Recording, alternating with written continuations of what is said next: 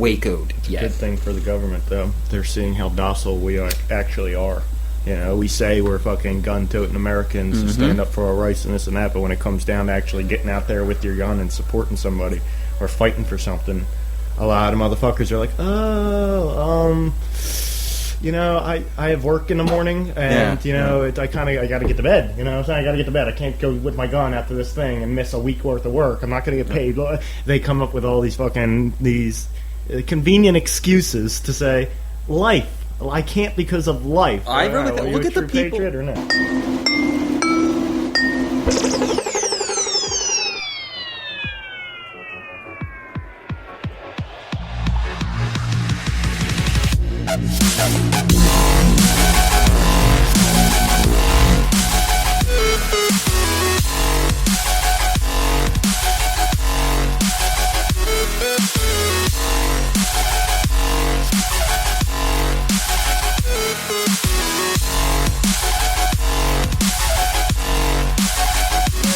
Welcome to 3NN Podcast.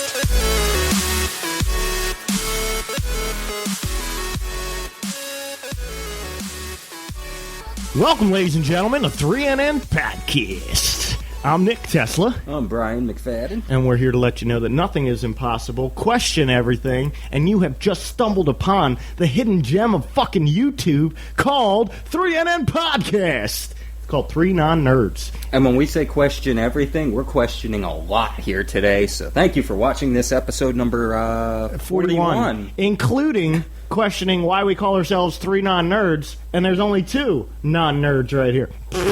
I don't even know where to begin with that one. But, Rich, maybe you could help us out there. So anyway, we got a lot of important stuff to get into today. A lot of pretty crazy stuff. The world is heading to hell in a handbasket, and I think we're going to report on it for you today.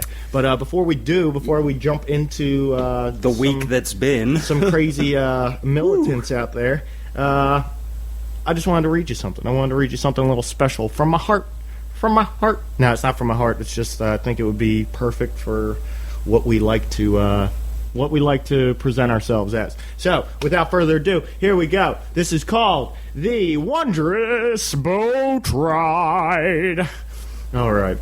Around the world and home again, that's the sailor's way. Faster, faster, faster, faster. There's no earthly way of knowing which direction we are going. There's no knowing where we're rowing or which way the river's flowing. Is it raining? Is it snowing? Is a hurricane a-blowing? Not a speck of light is showing, so the danger must be growing. Are the fires of hell a-glowing? Is the grizzly reaper mowing? Yes, the danger must be growing, for the rowers keep on mowing, and they're certainly not showing any signs that they are slowing.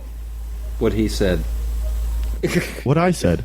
What he said. Brian, can you tell us, there's some crazy shit going on, and maybe I thought they legalized weed, but maybe they didn't. Maybe I'm thinking of Washington, and I would have thought that they'd be a little more laid back than this, but hey, with the way shit's going, maybe it's a little hard to be laid back in this day and age, especially when you got some agency wanting to steal your land. You know what I'm saying? Because being a Native American, that kind of pisses me off a little bit as well. Don't try and steal motherfuckers' land. It's theirs. I'm going to take a cue from this a land man is named your Bundy. land. This land is my land. For future reference, for the duration of this episode, when I use the phrase BLM, I am not talking about Black Lives Matter. I am talking about the Bureau of Land Management, because that was an issue of contention on Twitter earlier in the week. People thought they were talking about the Black Lives Matter movement, which had nothing to do with this situation. So, putting that out there up front now. So he is, folks. So he is. All right, so what do you got for us, Brian?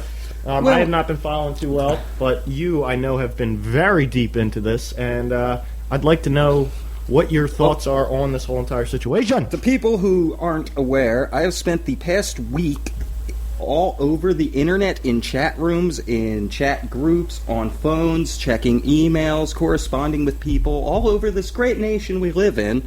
And just in case you haven't heard, there's a situation, a man named Bundy and some friends of his with some guns in a wildlife refuge in Oregon.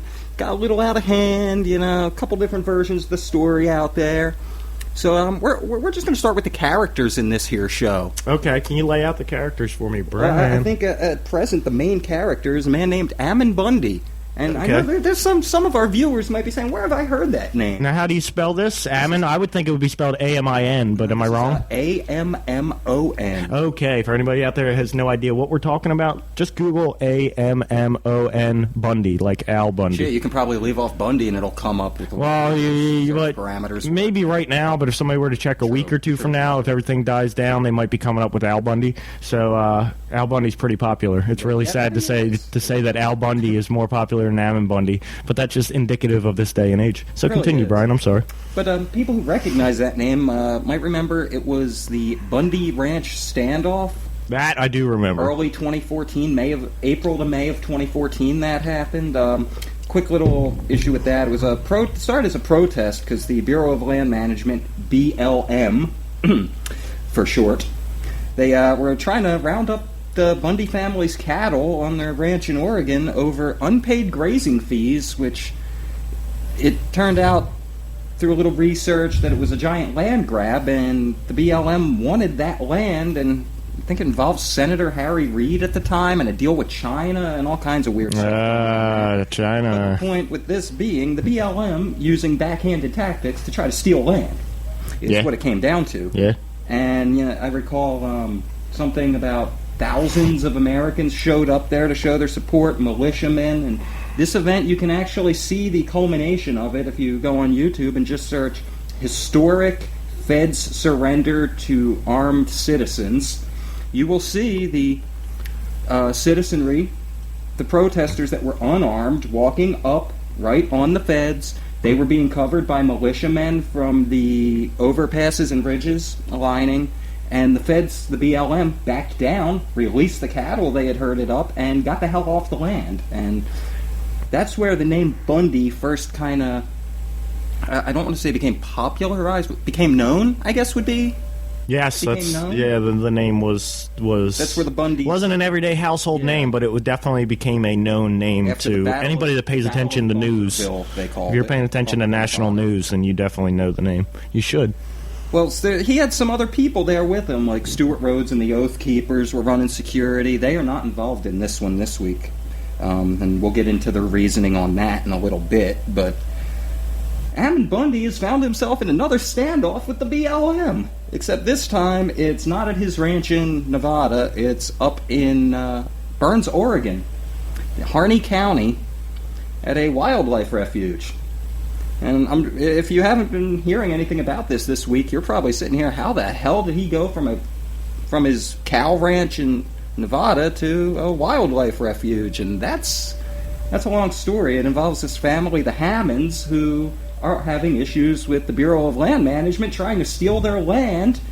And now, also keep in mind that the Hammonds have come out and publicly stated, I don't know if this has changed, but the last time I checked, the Hammonds had come out and publicly stated, at least through their lawyer, through the family lawyer, that they are not, they do not support this and they do not claim to be involved directly. They actually turned themselves in already. All right, so exactly, yeah. They don't want nothing to do with this. Those are the type of people that are scared of Big Brother. And it's like, all right, hey, you know what? And like I always tell my girlfriend is, if shit hits the fan and I say, we need to fucking go now, it means we need to go in the next 2, 3, 5 minutes. Yeah. Not, all right, well, let's wait until the government tells us what we're supposed to do. Or no, they say we need to sit still and stay in our houses and blah, blah, blah. It's like, time to go. You need to fucking, that's where it's like, you don't listen to them. In a lot of situations, you need to fucking know when to drop that fear of the fucking Big Brother and fucking do what you know is right. And that's where the Hammonds might have fucked up, but I don't know the full story. Well, as the story goes, they were accused of terrorist arson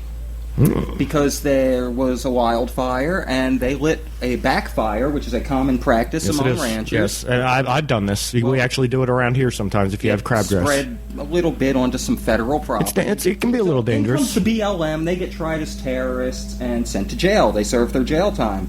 They got back out of jail, and now the BLM is still going after their land, harassing their family, and a federal judge decided this punishment wasn't bad enough. You guys need to go back to jail. Well, that's what started the whole protest a week ago. As of our filming, we're filming on Saturday the 9th. This started last Saturday. The 9th. There was a protest. 999. A protest to support. That's for Swamp. And that was, I believe, January 2nd was actually the protest.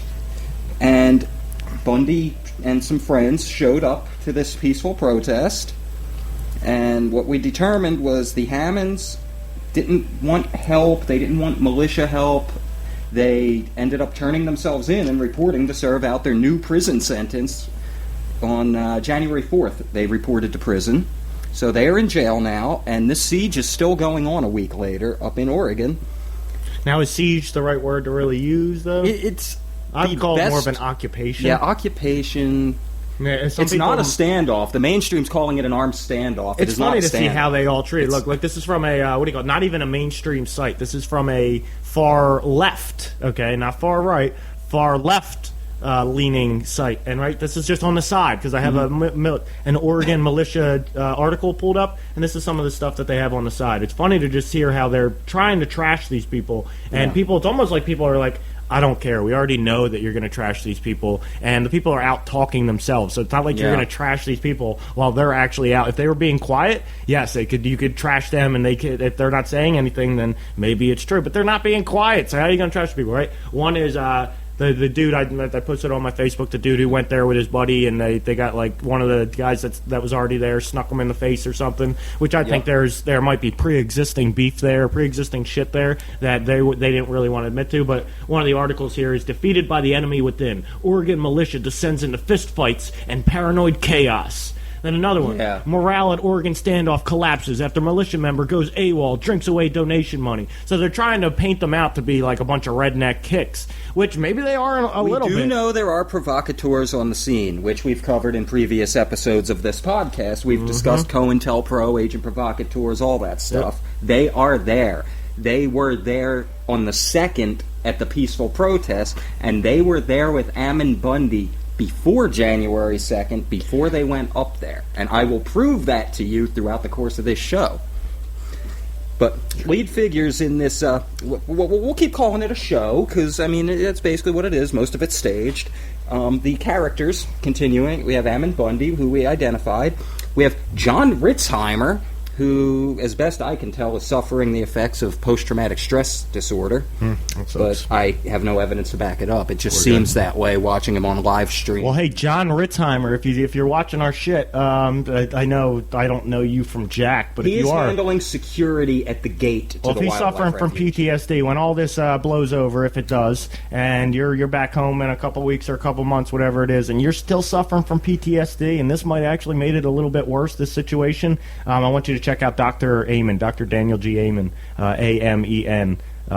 He does SPECT brain scans and might be able to help you with your PTSD. Sorry for the interruption. Go ahead, No Brian. problem. Also on Bundy's group, which they're referring to themselves as Citizens for Constitutional Freedom, we have his brother, Ryan Bundy, and then 2 people who were present at the Bundy Ranch standoff that didn't really, get talked about much at the time. Ryan Payne and Blaine Cooper. Now, I know you uncovered some things on Blaine Cooper. Vanessa Maria, shout out to Vanessa Maria of the, Cannabis Coalition of New Jersey, I believe it is. She actually uncovered this, and when I saw it, I had to repost it on my page, because it almost offended me. It's like, this isn't being talked about. Why is this not being talked about, Yeah, so which I'll get into. Mr. Cooper, who is one of the prominent leaders of this Citizens for Constitutional Freedom, and I believe is the one controlling Ammon Bundy behind the scenes. He's made some pretty racial comments in some chat groups. Well, he's also he's the administrator or the owner of a couple Facebook pages that are literally promoting Islamophobia, and like literally the banner on one of the Facebook pages, the banner up at the top or the cover photo, whatever you want to call it, real big says "fuck Islam." So this guy's a provocateur that's not even trying to hide it. He's not trying to hide it, but it aggravates me that whether it be mainstream media or alternative media sites, you barely hear anybody mentioning that, other than this one article that I'm pulling up. This one article, they're just trying to demonize them in any way that they're not. This one article, this one website, usuncut.com, is trying to demonize them in any way, shape, or form. So I don't know if this is really partial when it comes down to it. One thing I'd like to just mention before we move any deeper into the topic here is the fact that the Hammonds, for setting a backfire, were charged as terrorists under the new domestic terrorism laws. Yeah. And that's where... What does that say about our domestic terrorism laws? Well, I just got into it with somebody on Facebook about laws, and they were trying to say, well, gun laws, a law is not bad. What do you call it? The people that break those laws, they're the bad people. The law itself is not bad, yada, yada, yada. And I tried to tell them, like, well, there have been miraculously good laws, and there have been horrendously bad laws. And we can't just be like, oh, well, a law's a law. You just got to follow the law and, like, stick up for laws when there's obviously, like, egregiously atrocious laws that have been passed against the American public, especially these terrorism laws. The day after this thing began, Obama went on TV talking about executive orders on gun control. Which I watched some of that. Timing, red flag. I watched some of that, Brian, and there's a lot of people who say that Obama's acting or that he was acting throughout it. Made some really very good points, but I think in the outside of the box of getting emotional about it, this all happened. Outside of the box, it's like watching The Notebook. You can watch The Notebook straight through, and if you got a girlfriend or a girl that you're interested in, you're like all of a sudden lovey-dovey, and it's like acting can do some weird things to our psyche. You know what I'm saying? So him acting like he cares, and you know what? I thought he really did care until I saw somebody say, "Oh yeah, he wants to shed a tear talking about gun violence in the United States, but doesn't fucking shed a single tear for all the fucking innocent people and innocent children that he's fucking killed in other countries with fucking drone strikes." Yep. So I don't want to fucking hear, "Oh no, you don't want to see the man's got a heart and he's crying on camera." It's like, no, that's fucking bullshit. Or you're telling me that he believes that Americans or an onion in his fucking his handkerchief pocket. Throw a little fucking couple slices of onion in there and then take a big old sniff when it's time to do your cry, and you're fucking good to go. You know what I'm saying? But it's fucking bullshit, Brian. It is. It really fucking aggravates me. Go ahead. The whole situation's bullshit. It aggravates me how the mainstream media ignored it for half a week and then put their spin on it halfway through when half the facts. Well, you're talking about Oregon, not the Obama Yeah, Oregon. Thing. Yeah. Like, I just... Oh my God! There's so much. See, but I'm having an Alex Jones moment, ladies and gentlemen. At the exact same time, with Obama announcing executive gun actions or executive actions on gun control or whatever he wants to say, right? At the exact same time, with the Oregon militia standoff going on, right? It almost seems like it almost seems like in almost any other situation, they would have rolled in with 10 SWAT teams and Waco? and National Guard and would have just shut it the fuck down. They're trying to stretch it to make it and trying to manipulate this into some actual event that will support the background checks for guns are needed. There are multiple psyops being run on this one. Yeah, you're a true believer situation. of that. Yeah, I believe that's the truth. But what I don't Nick think just mentioned, know what put the idea is. in your head that we need gun control. That's part of it. Another side of this operation, when people talk about, oh, they're going to get Waco'd and Ruby Ridge. No, there are so many federal informants and provocateurs on the scene there. That's why that hasn't happened yet. The other reason they keep calling, one is a known FBI informant, and I will call him out by name in a little bit. He keeps going on his live stream talking about it's so safe here, and bring your guns, bring your families, patriots, come here, come support this, come here now, it's safe, we have a place for you to stay. Well, speaking of him, do you want me to read the exposure of him that I stumbled across this week? Ladies and gentlemen, we are talking about alternative news. What would it be? Personality. Pete Santilli of Cincinnati, Ohio, whose own hometown calls him a convict and a terrorist. Go ahead, Nick. Let's see what you found. All right, now this is from late October of 2013, so it's definitely a couple years ago. This is probably the beginning of the... not the beginning, but somewhere in the early stages of this whole entire thing, in between the standoff on the ranch and what's going on now, the standoff Which now. he is one of the known provocateurs that was there at the ranch standoff. Okay, so, listen, and if anybody wants to find more information on this, go ahead, but I don't really think you're going to find any verifiable, concrete information, so I don't know, you might be wasting your time. But there's something called Operation Out Truck. Who the fuck be calling the motherfucking studio right now? We getting call-ins? Is that what's going on? Someone disagrees? I don't deal with Hey, I know, it's Pete Santilli calling. Why are you talking about me on the air? I don't deal with no fucking call-ins, yo. That's Pete Santilli. Why are you talking about me on the air? Probably starting in February, folks. You can call in if you want. But, hey, we reserve the right to hang up on your punk ass if we need to. Yeah. Always. All right, so this is Operation Out Truck. This is from a October of 2013 memorandum from the FBI field office to the FBI field office in Sacramento, California. And who is this being sent by? This was sent from, to the FBI field office from Peter Santilli. Oh, damn! Who we all might know that name pretty well. Now. Yes. Anyone, hey, if you want the fax number, before we give even out the get fax into number? this, I will admit, No, that's wrong. A lot of this information that I'm going to present to you is from Pete Santilli, and here's why. He is the only person right now allowed to stream live 24/7 from this refuge. I've been watching it rather intently to see, just because it's not what he says and does, it's what goes on around him on camera that I'm interested in. So we're throwing that out there. Continue. Okay, so this is the message that Pete Santilli sent to the FBI. Why would he be sending a message to the FBI other than, fuck you motherfuckers, what do you want to know? You know what I'm saying? Like, why are you harassing me, motherfuckers? You know what I'm saying? You would think that's what it would be. Right, and then you read it. But now, listen, okay? This is from Pete Santilli to the FBI. You assured me that this would not happen and would not be made. All right, see, it's a little faded, and I'm trying to look through my microphone. The fax is a little faded. There's. All right, here we go. You assured me that this would not happen and would not be made out to be, and I would not be made out to be the scapegoat. That is what is currently happening, as I am being attacked on all fronts now. Where is my protection? You need to uphold your end. I am losing viewership instead of gaining, as was assumed, or as was assured by Daphne Hearns.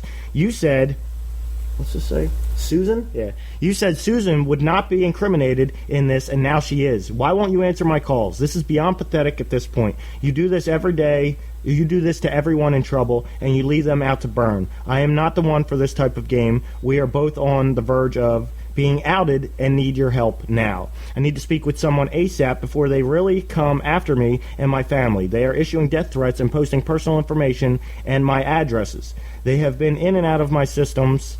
They've been in and out of my systems, and I don't know what they have at this point. They could have all the doors, and I can't verify this. Yes, I was supposed to... What's it say? I was supposed to delete, but I need to protect myself, as is being shown now. I thought someone was going to verify what has been compromised. This has gone too far. Compromised, sorry. This has gone too far, and I need real assistance to get me out of this mess. Hey? Oh, they. They have anonymous organizations attacking me, and I am running out of people to blame. And I assume, right? Yeah, and I assume if I get found out, you get found out. I will use my show to broadcast my version of everything that you approached me, right? Approached me and forced me into the position. Which he has done on his show. I swear to God, if someone doesn't get back to me now, I will not lose my show over this. So it's all about your damn show, Pete Santilli. It's all about your damn show. Well, fuck you, Pete Santilli. All right? That's what I think. Yep. Fuck you, Pete Santilli. This is the only show that matters. All right? This is the only show that matters. All right? Bullshit. But Pete thank you Santilli. for your live stream. I've got a lot of information from it this week. I know. Screw Pete Santilli. It really makes me realize that there's a lot of people out there who do what we do, and they're not about about getting the truth out and sharing information with people. That's secondary to them. They're more about views. I want views. I want fans, and that's all that I want. And it's like, you know what? This ain't a fucking popularity contest. This ain't fucking high school. Grow the fuck up and put out fucking great fucking content that you know is important, and the views will fucking come. If you build it, they will come. Not if they come, you will build it. Yeah. Fuck you. All right, now, one thing you'll notice, a lot of alternative media sources, when it comes to these type of situations, they sit there and push, we don't want violence, we don't want bloodshed, we don't want it to come to that. Pete Santilli's been on TV, not TV, on his internet show all week. It's time to bring your guns, let's shoot these people, let's get it on, He's been on Pete TV. Inciting shit. And he was, Fox News interviewed him as the head of the movement. I don't know if you caught that. I didn't see the actual interview, but I saw a screenshot. Pete Santilli, movement head. I'm like, no, nothing good will come of this. Nothing good will come of this. It sounds like a special kind of head, like you get road head and then movement head. Right, now, one thing that stood out to me a week ago, was the Oath Keepers wanted no part of this. Stuart Rhodes put out a statement saying the Hammonds don't want militia help, we can't force it on them. Okay, then why are these other militias forcing it on them? Now, a lot has happened in the past week. In the past 24 hours, the Idaho 3%ers, the Oregon 3%ers, and the Pacific Patriot Network put out calls to arms and are sending people up to Oregon because they see a situation that's spiraling out of control with no clue whatsoever who's on whose side at this point. But are they being duped too? Are they just being dragged into it? They're being fished into. It's like a giant fish net. They very well could be. Like, let's pull in as many of these militant motherfuckers as we can. They very well could get them here. Stuart Rhodes is still not sending any of his Oath Keepers. He ordered a stand down. They're gonna get like 10,000 of them motherfuckers there. It's gonna be like 3 months from now. There's gonna be 10,000 people there. Like some new fucking. So they call themselves their own new state and this and that, and all of a sudden a drone strike, like 5 drone strikes are going to wipe them all the fuck out. Right. And like the actual true motherfuckers that were going to fight for the Patriot movement are all wiped out. So now it's like, the docile motherfuckers are what's left over, you know? Ooh. Martial law! No. Well, I have a theory I discussed with Nick before we started filming that what he just described was the intended plan, and the fact that all these people haven't shown up yet is the only reason these things still going on. That would be the first drone strike on American citizens in America. Yeah, it would. Yes, it They're would. the first known. But you know how they would spin it off? Extremist terrorists who are trying to start their own extremist state in Oregon. Oh, you know what? They might even avoid that. Well, I know they did try They're extremists. They're already being painted as extremists. Early in the week. Apparently, we're extremists, too. Now I'm listening to how they're talking about these... well, it wasn't the sheriff, but I think it was somebody in law enforcement up there. When it first went down, they went out publicly saying, it's an armed group taking over a federal building. They're intending to overthrow the government. Right from day one, before anyone even knew anything about the BLM situation. They're trying to overthrow the government. Yep. Hey, maybe they will. I'm very curious, and maybe I'll be able to get him onto the show in the next couple of weeks. He's actually somebody I can get in contact with. Adam Kokesh. I'm curious to see what Adam Kokesh says about this, because when we were talking about this about a week ago, and I told you Adam Kokesh, well, maybe not the exact same thing, it was actually something else, but Adam Kokesh kind of called for an armed resistance against the United States and called for everybody around the world, or not around the world, around the country, to go to their state houses on July 4th of last year. No, and July 9th of this year, actually. It wasn't Kokesh, but somebody else. That's what we were talking about. Exactly, that's what we were talking about, but that's what I'm saying. I don't remember. Years ago, we got it through a message board from some militia group that today they wanted patriots and militiamen to march on the state houses in every state capital.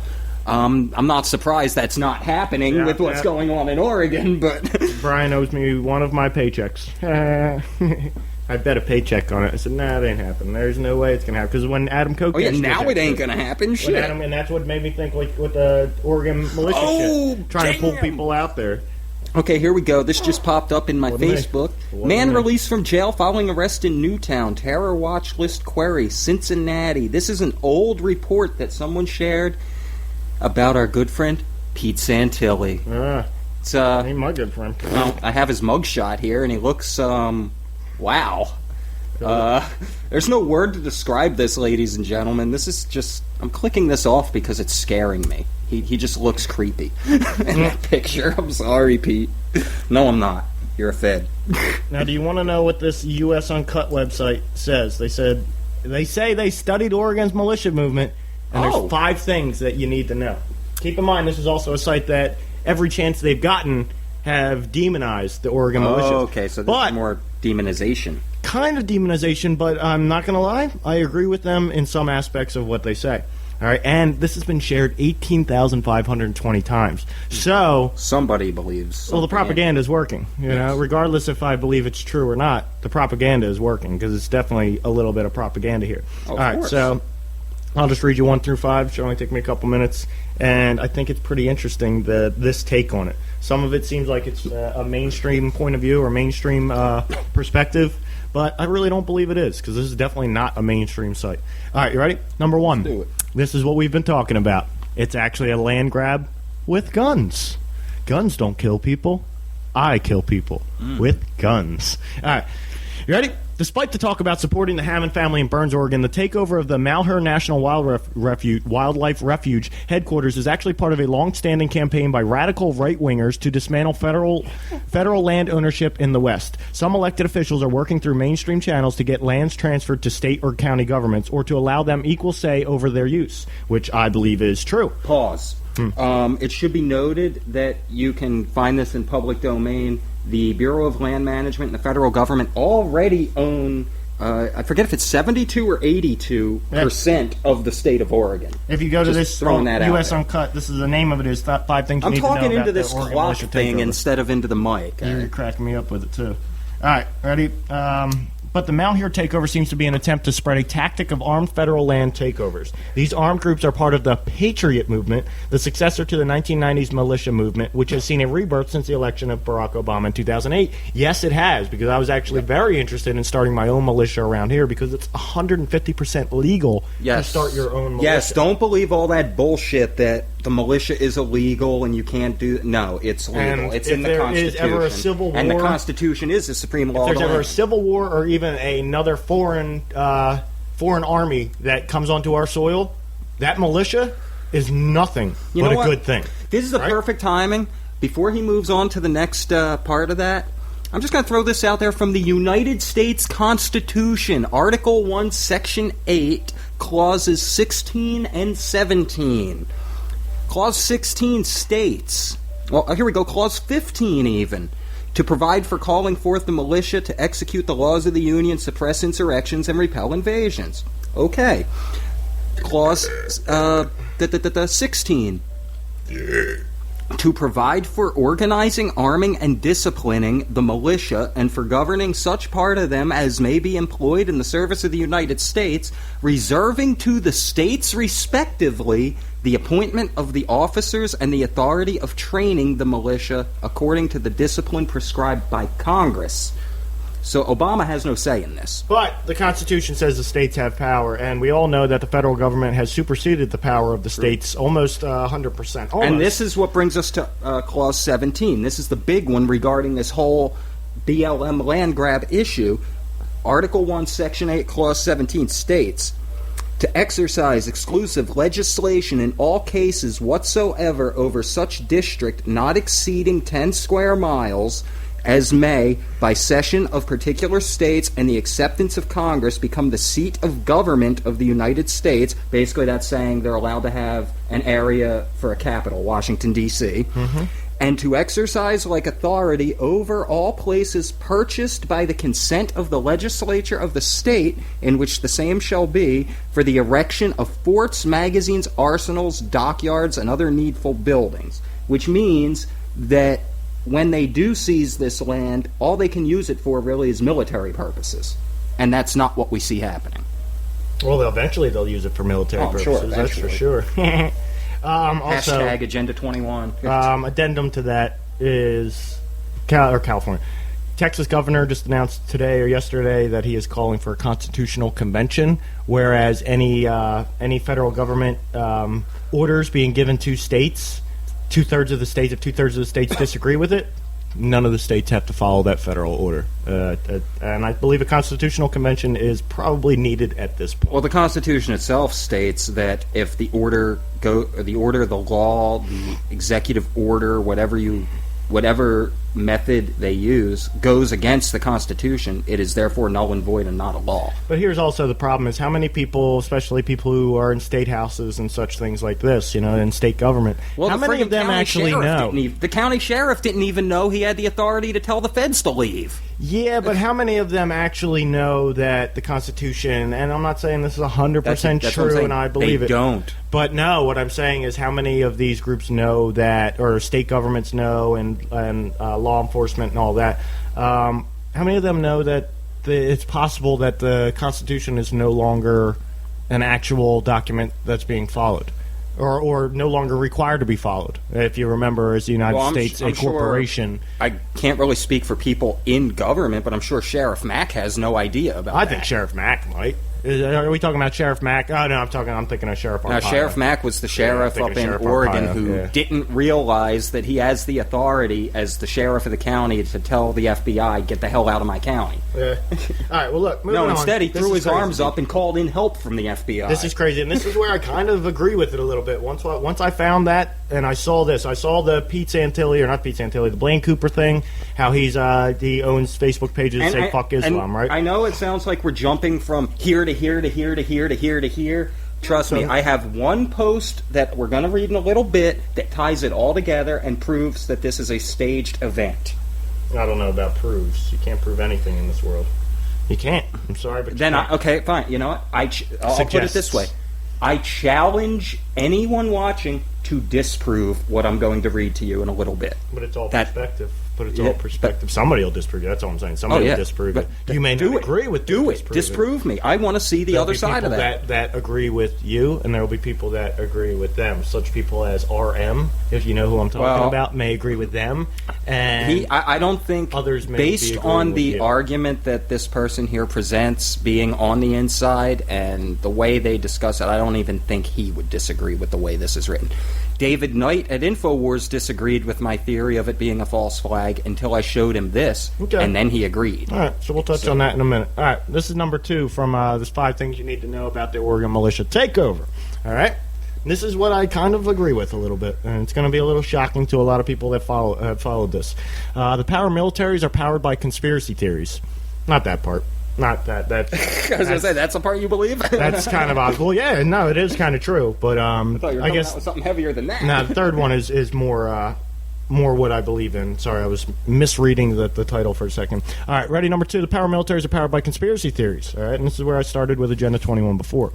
Agenda 21 was denounced in at least one sign at the march and burns that preceded the takeover. Agenda 21 is a non-binding UN resolution recommending sustainable ecological development, but it's been turned into a conspiracy theory by the right, which sees a sinister global socialist agenda in things as small as building a local park. Patriot movement activists don't see what's happening to Dwight and Stephen Hammond as an unusual but unfair legal case. Instead, they are portraying it as part of a socialist agenda to seize rural private land and drive predominantly white farmers into the cities. There, they believe the government will detain right-wing activists, seize privately held guns, turn the cities into concentration camps, and allow the UN or China to invade.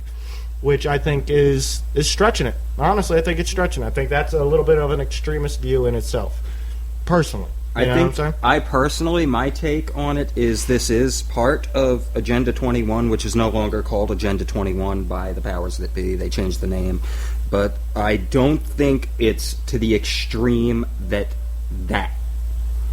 But I do think the land grab falls in the getting people off of the majority of the land and into the designated living areas. Yeah, I think that... I'm not really sure about that. I think we would see more... Okay, try this. That area of Oregon is soil rich in resources, in minerals, nutrients, minerals, uranium. Yep. But that's not, in my opinion, that has nothing to do with that Agenda has nothing to do with Agenda 21. That's resources. And that's happened That's just another for the past reason 200 for the BLM. years. How come the Indians were kicked off their land in so many places? Because of those fucking resources. It has nothing to do with like, oh, we're trying to trap you in the city and get you to move to the city so we can take your guns and put you in a concentration camp. No, we want that fucking money that comes from that shit. I'm going to quote Dianne Feinstein. Are you a conglomerate? No, then give us your resources. Quoting Dianne Feinstein, if I could have got 51% of the votes to pass, I would take all the guns, Mr. and Mrs. America, turn them all in. What?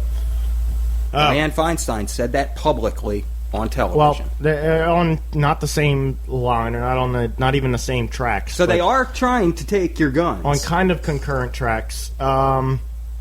I have a solution to the gun problem. Next week is our solution show. 42, the answer to life, the universe, and everything. I have a solution for the gun problem. And it's going to seem out there and far-fetched, and people are going to be, shut up, give us real solutions.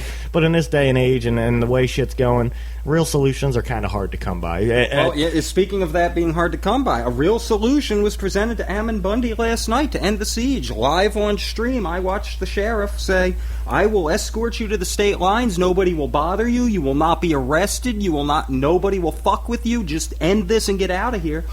He declined.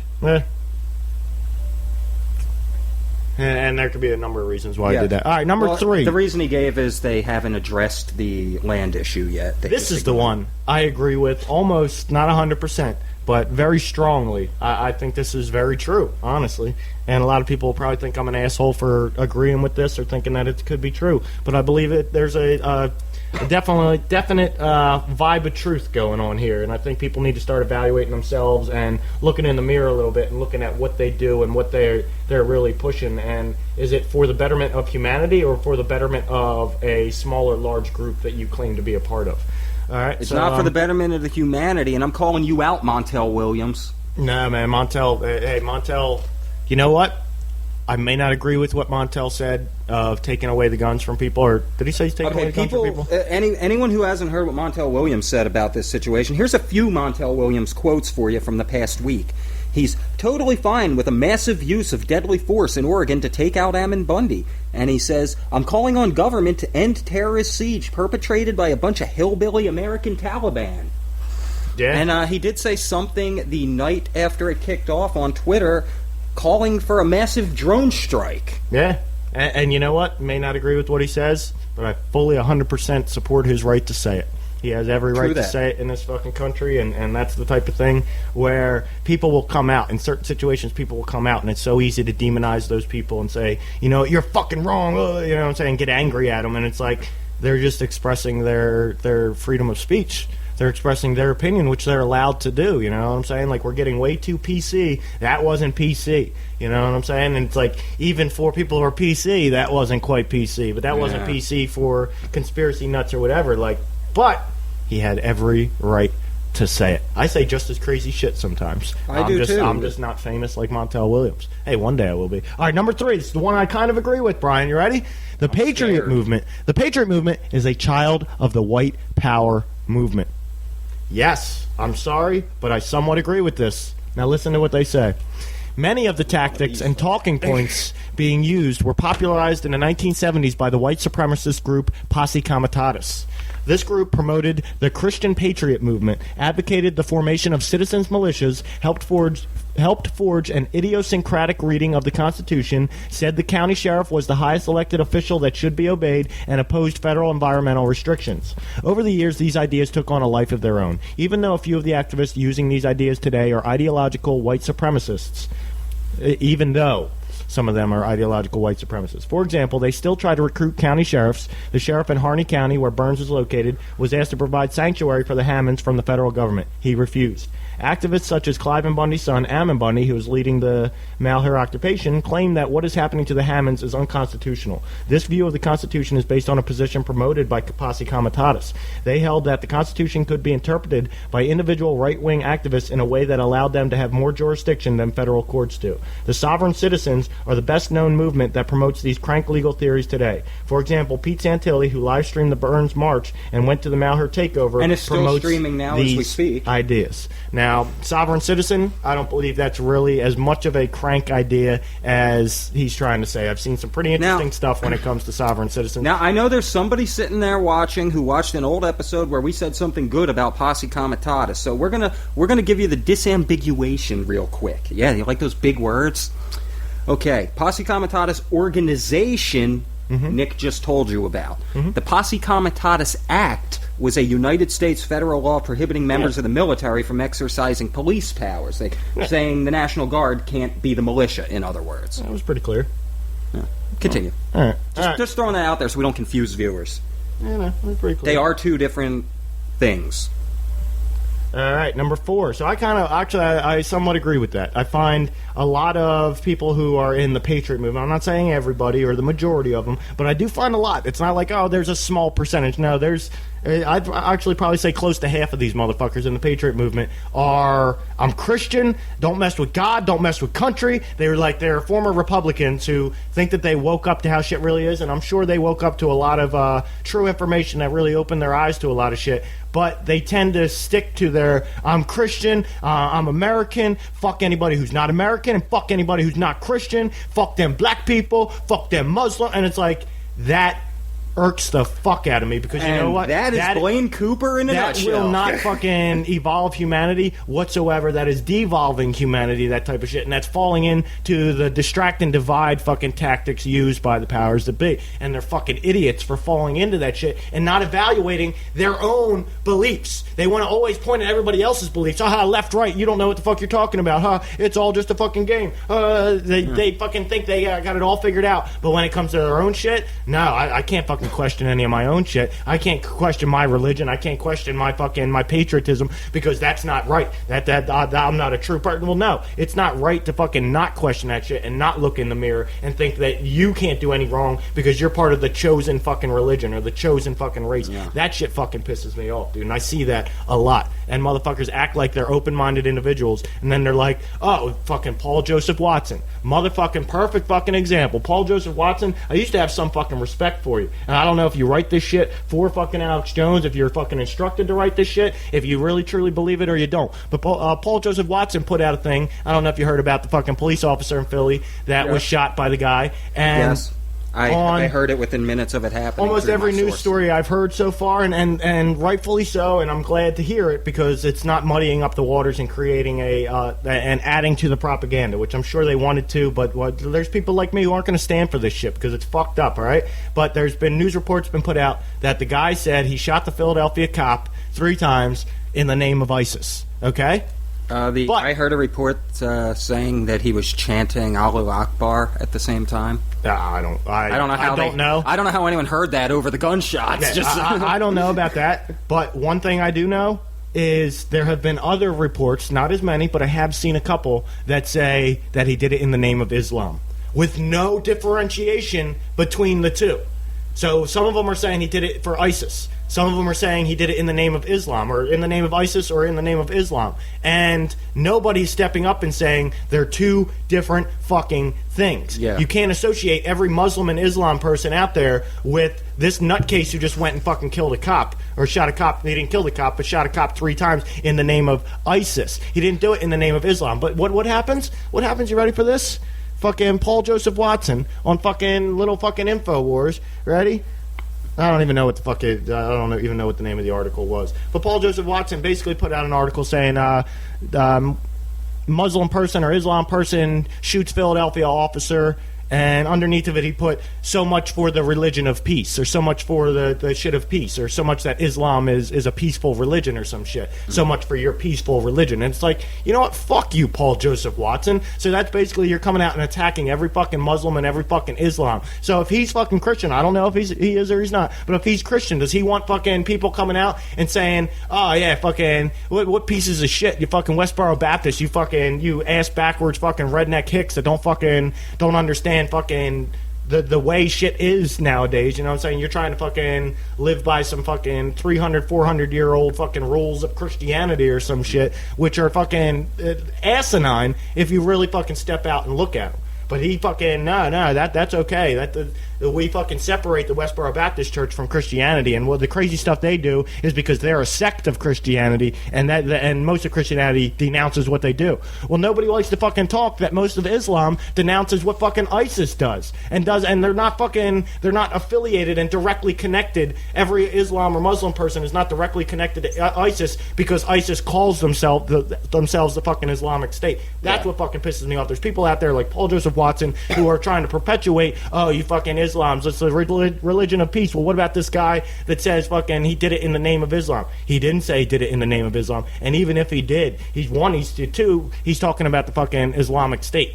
You know what I'm saying? If he says I did it in the name of Islam, he's talking about the Islamic State. And 3, even if he did say I did it in the name of Islam, he didn't do it in the name of every single fucking person out there that is Muslim or Islam. I can guarantee you 99% of Muslims and Islam people out there are not supporting what that motherfucker just did to that cop because they're peaceful and they don't believe in violence to fucking solve your fucking problems. And it pisses me off when I hear people fucking saying that Muslims are fucking violent people, and if you don't believe what they believe, then they're fucking out to kill you, or they want to fucking kill you because you don't believe what they believe. And that's not the fucking truth of fucking Islam whatso fucking ever. I'm getting so tired, and it's really sad that I know Muslim people in this country feel like they can't stand up and say something because they're going to be demonized and they're going to be fucking attacked. Well, that's they're going to be because attacked for fucking the media is trying to change our minds. The media is all hit pieces and disinformation, and disinformation is a big factor in this thing this week.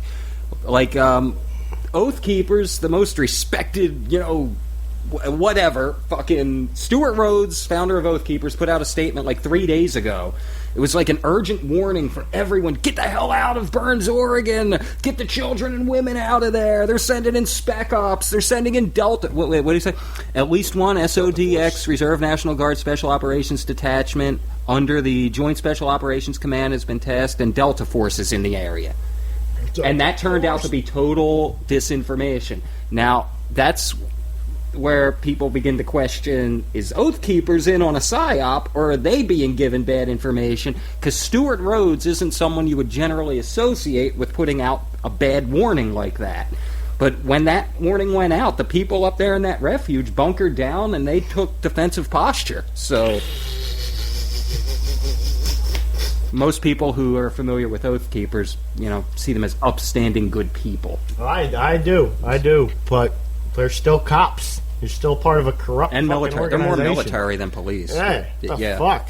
And it cracks me up because when you try and you talk to somebody who's a police officer, right, and mention to them, hey, what do you think about Oath Keepers? Half of the fucking police officers I've asked have no idea what the fuck I'm talking about. Literally, have never heard it's more of military fucking than police. Oath Keepers. It's more military than police. The membership might be more military than police. But it's not like it's more geared towards military than police. It's anyone who takes an oath to the Constitution. Yeah. Exactly. So, all right, number 5. This is the last one. There's widespread opposition to the Malheur takeover, which Brian mentioned earlier. I'll touch on it in just a second here. The takeover attempt is not popular with many in Oregon. When a convoy of Patriot Movement activists heading to Burns left from Bend, Oregon on Saturday, they were met with counter-protesters from the community. In Burns, many in the town have objected to the presence of the Bundy militia. And it's like... And like you said, that a lot of those people have actually started to learn what's really going on and are not so objective. As much shit as we have talked about Pete Santilli today, and by God, I believe a lot of it to be true, he has been live streaming from that refuge since, I don't know, he got up there, I think Tuesday night they drove up there, Wednesday maybe, and all I keep seeing is locals come walking up, hey, I recognize you. You're the guy streaming, right? Or, hey, I know you. You're Pete Santilli. And they walk up to him, and he's asking them, so, you think the Bundys need to leave? Well, what's your take on this? He goes, no, I'm glad they're here. I just came up here to bring them firewood, or I came up here to give them pizza, shit like that. Nice. The locals are supporting this. Don't believe the mainstream media that says, everyone's against it. They want them out. No, there's more people that are for them than against them in Oregon right now. I don't know, in the whole state of Oregon, locally, yes, Burns, I believe you're probably correct. Harney locally, County. Because they're coming to realize that these aren't evil terrorists or extremists. These are just guys. Oh, you should have seen guys that are passionate about something they believe in. The look on the sheriff's face when he finally got the guts to come out and meet Ammon Bundy and shake his hand and talk to him. He had this look on his face like, whoa, I was expecting fucking Osama bin Laden. This dude's really chill and he's talking logically and I kind of get what he's saying. Like, yep. You saw the sheriff kind of do a double take. Yep. So that was kind of interesting. I found that very telling over the whole situation. I got an interesting little take on it here. Anybody out there who's watching this podcast right now on YouTube, remember, we're YouTube's hidden gem. Yeah. We're like finding a diamond in the rough, but this diamond is all yours. All right. You ready? Yep. This. What the fuck was it? Oh, okay. If you're on Where We Lied To, all right? And once you get done watching this, or if you want to come back to this episode in a couple minutes, go stream through our videos and look at about maybe a year and a half, 2 years ago. We put up a video. It's probably about 100 videos back. If you want to search the videos, you can just put in Philadelphia Move, M-O-V-E, in all capital letters.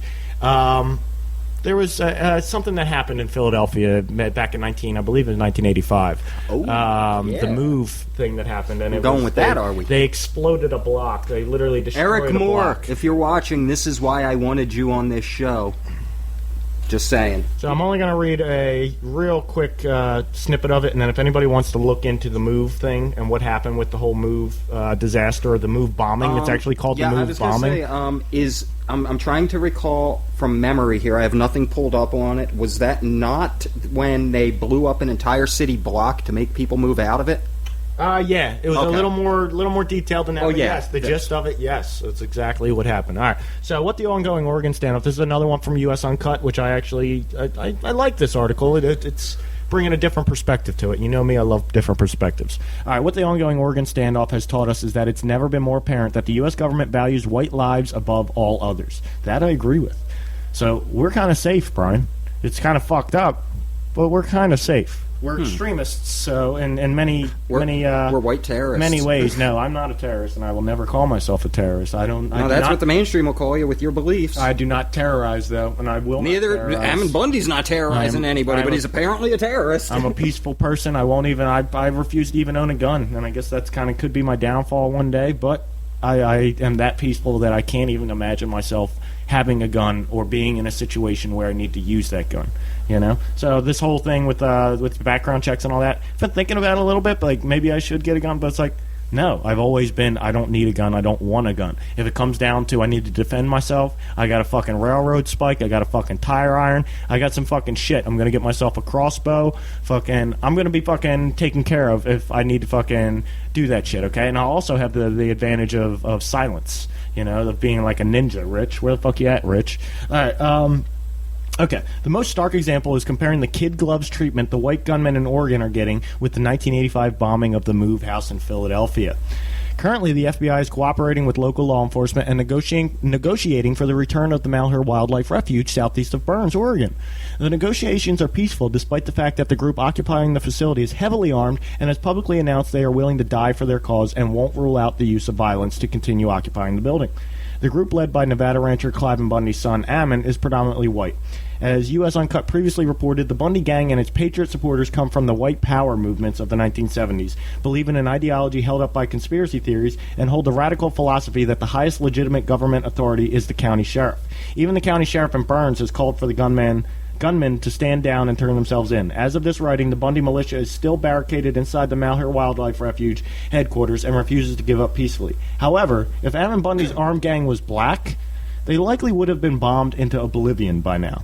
Law enforcement showed no restraint in doing so 30 years ago in West Philadelphia, as the MOVE bombing proves. So go ahead and check out our video on the MOVE bombing. It's actually pretty weird to come onto a topic where we actually already have a little video or a little documentary on the channel that people can go back and watch. That's kind of a rarity for the show, but definitely go check out the MOVE and you'll understand that. Unfortunately, you won't be able to go back and look for the Bundy Ranch standoff because that was before this show ever happened. But I wish it wasn't. Oh no, this is an actual documentary. This isn't us talking about it. This is an really? actual documentary. I was going to say, I don't remember this episode. I'm just going with it. It's like a 5 or 10 minute documentary. It's pretty short, but it's pretty good. It's pretty interesting. I've looked into it on my own before. But I've thought about that a couple times now, and I trust me. I know I'm white. I'm not going to sit here and be like, no, I'm an Oreo. I'm a fucking, what do you call it? What is it? Not Twinkie. Twinkie? I'm a devil dog.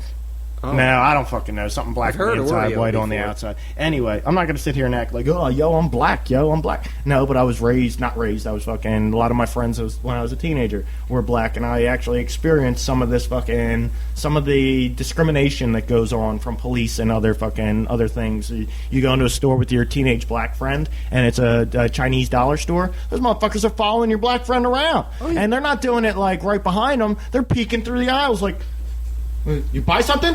You buy something? And it's like, this motherfucker's just in here shopping. Let him fucking be. Because he's black, you're going to fucking follow him around because he's black and he's dressed a little bit like a thug? I won't lie. I have walked out of stores over that where I've seen that. Oh, okay. You've seen it happen. I thought you were going to say you walked out of stores that there was a black thug. No. Oh, fuck, dude.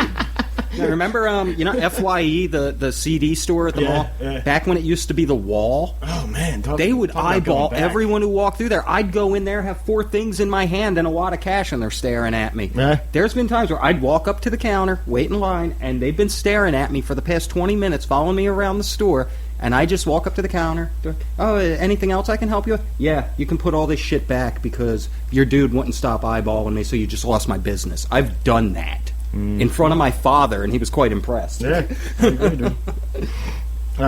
So, I don't know. What else do you have on Oregon there, pal? Well, I have this lovely statement here. Let me hear the statement, yo. Let me see if the author gives a name, because You name names? You name names? This one came third hand from.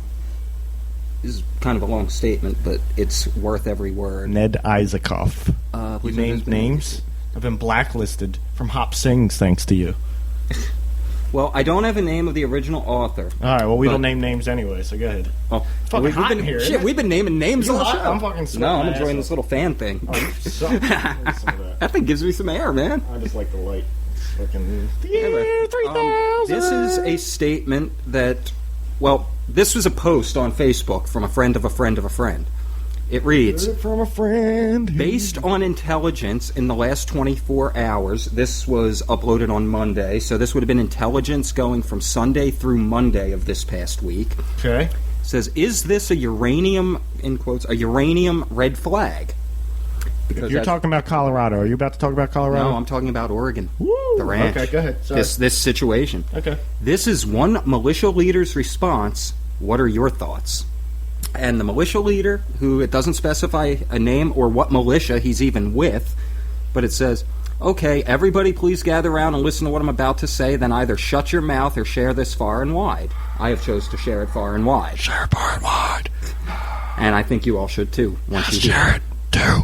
If you have any faith in me as a leader, you will heed what I am about to say. If not, I want nothing to do with you. Simple as that. So apparently this guy is a leader of a militia unit, not just a member. Did he say if you don't want to hear what he has to say, he wants nothing to do with you? He says, if you have any faith in me as a leader, you will heed what I'm about to say. If not, I want nothing to do with How you. am I going to have faith in this guy as a leader if he doesn't even give us his fucking name? Because I believe this initially was just a post going out to his guys that some of his guys shared, and it went viral through the web. Gotcha. I think it was originally to be internal to just the militia that he runs. The guys.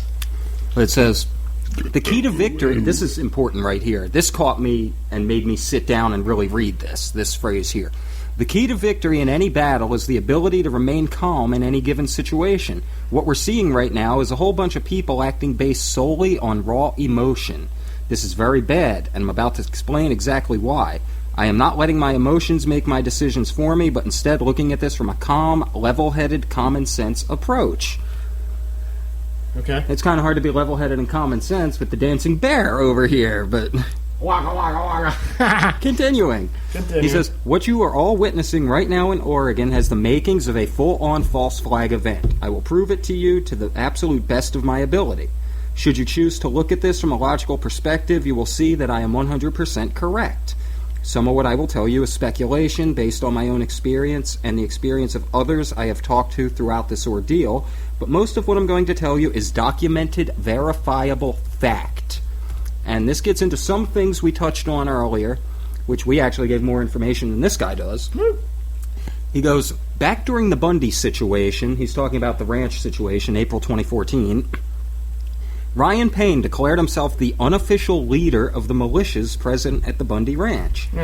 Nothing could have been further from the truth. In fact, none of the militias listened to him at all. The only ones who listened to him were the Bundys, Blaine Cooper, who Payne has claimed was a professional security consultant, who turned out to be nothing more than an ex-con, and a guy named Buddha Bear, who also claimed to be a security consultant, but was later discovered to be nothing more than a tattoo artist. Oh my god. I'm more of a security fucking consultant than these people. The militias ignoring these three is precisely why that situation didn't turn into a bloodbath. Strangely enough, all three are now present at the refuge. Ooh. I and Scott Woods were at... This is the militia guy still talking. I and Scott Woods were asked on one occasion by Payne to go and destroy BLM equipment in the middle of the night. We refused, stating that's not why we were there. We were there solely to defend the Bundy family. That very same night, Payne himself rushed off in a car with a loaded AR to start a violent altercation with law enforcement officers who supposedly had pulled over members of the Armenian militia off Exit 10 near the ranch. This report was never vetted, nor was it looked into before he rushed off.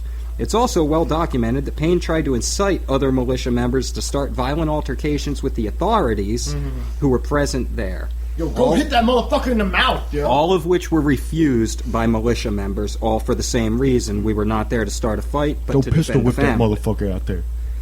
And goes on to say, I'll give you my last Mars bar. Alright, go ahead. I'm lost. I'm sorry. When people refused, Payne, Cooper, and Buddha ostracized them and ran off the ranch. This is why most militias left the ranch when they did. One other point worth mentioning was that there were militia members present with long-range 50 cal sniper rifles, and if you've seen the pictures of the guys on the overpasses, you know that already. But instead of positioning them on the hilltops surrounding the ranch, Payne had them stationed down in a valley where they were effectively useless. Does that sound like the makings of a solid leader to you? And also, Payne was always sure to make certain that there was one completely undefended access point to the ranch. I can't stand the pain. I brought this up to him, asking why he would leave our back door completely open and undefended, and he completely blew me off. Because he's gay. Oh. What he was doing, in fact, was leaving an access point open for authorities to bum rush the ranch if that's what they felt needed to be done. And according to this militia leader, he has the witnesses to prove it. Bum rush? That's racist. How? Bums. How's that? Oh, wow. Bum isn't a race. It's a class distinction. Now, throughout the situation, Payne made repeated threats to law enforcement on national media, and that, I remember, anyone who was following it at the time can remember that. Mm-hmm. There's video of him doing this. It's not hard to find. Yet, oddly enough, with all that evidence, he was never charged with anything during or after the standoff. Does that seem odd to anyone but me? Not if you're a paid provocateur. Mm-hmm. Now, in this situation at the refuge, he has publicly stated to a reporter that he has snipers set up to kill any federal official who approaches the refuge. Yet still, no charges are being filed against Payne. Making threats like that, you'd think they'd swoop in and scoop him up. But no, because they're giving patriots time to get there. Don't think for 1 second that with a couple of phone calls to the proper alphabet agencies, those schmucks won't be sorely outnumbered. And we just mentioned earlier, our commander-in-chief loves his drone strikes. Exactly, dude. He says, can squash that shit so easily. Tell you what, if you think LEOs, law enforcement officers, don't take threats against them seriously, go find the nearest cop, walk up to him and tell them you plan to kill police officers and see what happens to you. See how long it takes to end up in prison. Yet Payne roams free, as does Cooper. I was going to say, what the fuck does LEO's Pizza have to do with this? LEO, law enforcement officer. Okay. A lot of this is in military jargon. Okay. Better yet to ask Skyler Barbo, okay. Schuyler, what happens when you threaten a public official? Sure. Oh, wait, you can't. He's in prison because of a Facebook post. Funny how that works, huh? Funny how that works. Also, has anyone else noticed that until this situation popped up, Payne has been damn near silent on social media? Wonder why that is. Hell, most of you don't even know who he is. Yep. He also claimed to be an Army Ranger, but when we had someone at Ranger School check their records, they said no Ryan Payne had ever attended that school. Who'd have thunk it? Myself and Scott begged the Bundys after we left to stop listening to Payne, that he was a plant. They refused to listen. Payne wouldn't let anyone talk to the Bundys without him being present, or at least close by. The Bundys are good, God-fearing Christians, and they are terribly naive. They truly believe Payne is one of the good guys. I agree with that. They are pretty naive. Which is why they are at the refuge now. Do you honestly think for 1 second this was Ammon's idea to take that building? If you do, you're a fool.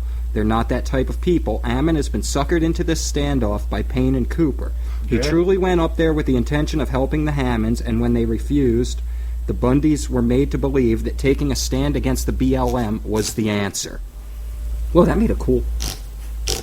The numbers move. Time is melting. Nothing could be further from the truth. Now, Cliven, as of the time of this, he says Cliven Bundy was on his way up there. That turned out to be false. But the government is finally going to get their revenge on the Bundys, and in doing so, gain access to their land. All the major players in the operation of that ranch will soon be together at the wildlife refuge. No coincidence, I assure you. Payne, Cooper, Pete Santilli, all well-trained provocateurs who are doing everything in their power to lure patriots to that ranch. And if you've watched any of Santilli's shows or his live stream this week, that's exactly what he's doing, every chance he gets. Santilli just released a video to try to say that the FBI was trying to shut him down. Don't you think if that were the case, with all the resources the FBI has, they would just go ahead and do it? Do you really think this schmuck is smart enough to outsmart the entire FBI? You don't even need the damn FBI. Look at the movement. Well, he is FBI, but that's beside the point. That's why the FBI is not going to shoot one of their own. They're not going to go after one of their own. I think that's why he keeps wearing that homemade jacket that says press in big yellow letters and then Pete Santilli under it. I don't know if you've seen that. He's been wearing it for the past week straight. He says, let us continue. Why the wildlife refuge? How in the blue hell did they even know it existed if this wasn't pre-planned? Because anyone who's followed this, that wildlife refuge is actually 33 miles outside of Burns, Oregon. 33 miles. Yeah, so it's not just like in the middle of town. Yeah, it's you have to go down. Yeah. When I was watching him on the stream, he was streaming the whole drive up there. They're in Burns, Oregon. They check into their hotel. Then when they drive out to the ranch, it was like a 40-minute drive down winding dirt roads and shit. So that's a very good point. If they didn't know it was there. And why were their trailers staged up there Thursday night? Remind you, this thing didn't kick off until Friday or Saturday. Trailers up there Thursday night if this was all unplanned. And if they wanted support so bad, why not let the Oregon 3%ers and the militia in on it? I'll tell you why. Because they would have had no part in it and vehemently refused if they had known, as was demonstrated by the response you let in. Once they found out. Yeah, you let in the wrong smart motherfucker. He's going to be like, I know what's going on here. No. I'm telling motherfuckers about this shit. And then your whole fucking psyop you can try is and blown. discredit that motherfucker, but he's just like everybody else coming out, fucking putting out videos going down. Joe Biggs when Jade Helm. Yep, somebody's going to say it. And then, let's see, because I don't know part of this demonstrated about the... So that being said, why pick a place so remote? I'll tell you why. The same reason the Bundy Ranch was picked. It's remote. No civilian casualties. And if everyone out there is killed, there's no witnesses, allowing the government to write the narrative of what happens afterwards. You can accidentally drop a canister of napalm on them and be like, oops, malfunction. They had a fire that got out of control, a campfire, burnt the whole place down, they're all dead. Or, here you go, bomb them, and then don't say you bombed them and say they were making bomb-making materials. I was thinking something like that, but the idea I was thinking is... they would bomb them and then say North Korea was testing a new bomb or something. But then I don't know. That's a little too wild for me. Why pick a place so remote? Well, no civilian casualties. If everyone out there is killed, they'll write the narrative. You can bet any reporters out there will be silenced should they actually get close enough to catch anything worth documenting, unless, of course, they're willing to report what they're told to. See, history is written by the winners, my friend. The reason it failed at the Bundy Ranch was because the community got so involved. This is not the case right now at the refuge. Now it is. They're getting more involved, but... as of the time this was written... community won't be there. I can guarantee you if you get the National Guard or somebody that posts up outside, community will be like, we're going home. Yeah. Next, why has a detachment of Delta Force been deployed to the area? Does anyone remember that Delta was also at Waco? 19 sets of orders were cut for operators to be at Waco. Why in the blue hell would they send Delta to squash a bunch of unorganized, mostly unarmed protesters? I'll tell you why. One of the things Delta Force specializes in is hostage rescue, i.e., blow open a door, rush in, and shoot the bad guys without shooting the good guys, i.e., embedded reporters from the national media who can later report the protests fired first. This is happening exactly the same way Waco did. You know who else claimed we won't fire first, but if attacked we'll fire back? David Koresh. Again, well-documented fact. This situation is going to turn out the exact same way. If these guys don't stand down now while the sheriff is giving them an opportunity to, which they declined last night, I promise you it's going to turn out the exact same way. I'll bet my life on it. Is there any children there? There was. I don't know if there still is. There was. Actually, yes. Last night on Pete Santilli's stream, there was an 11-year-old that showed up to interview Ryan Bundy. But he showed up out of the community. He was like in the refuge. Is there any children that they have with them?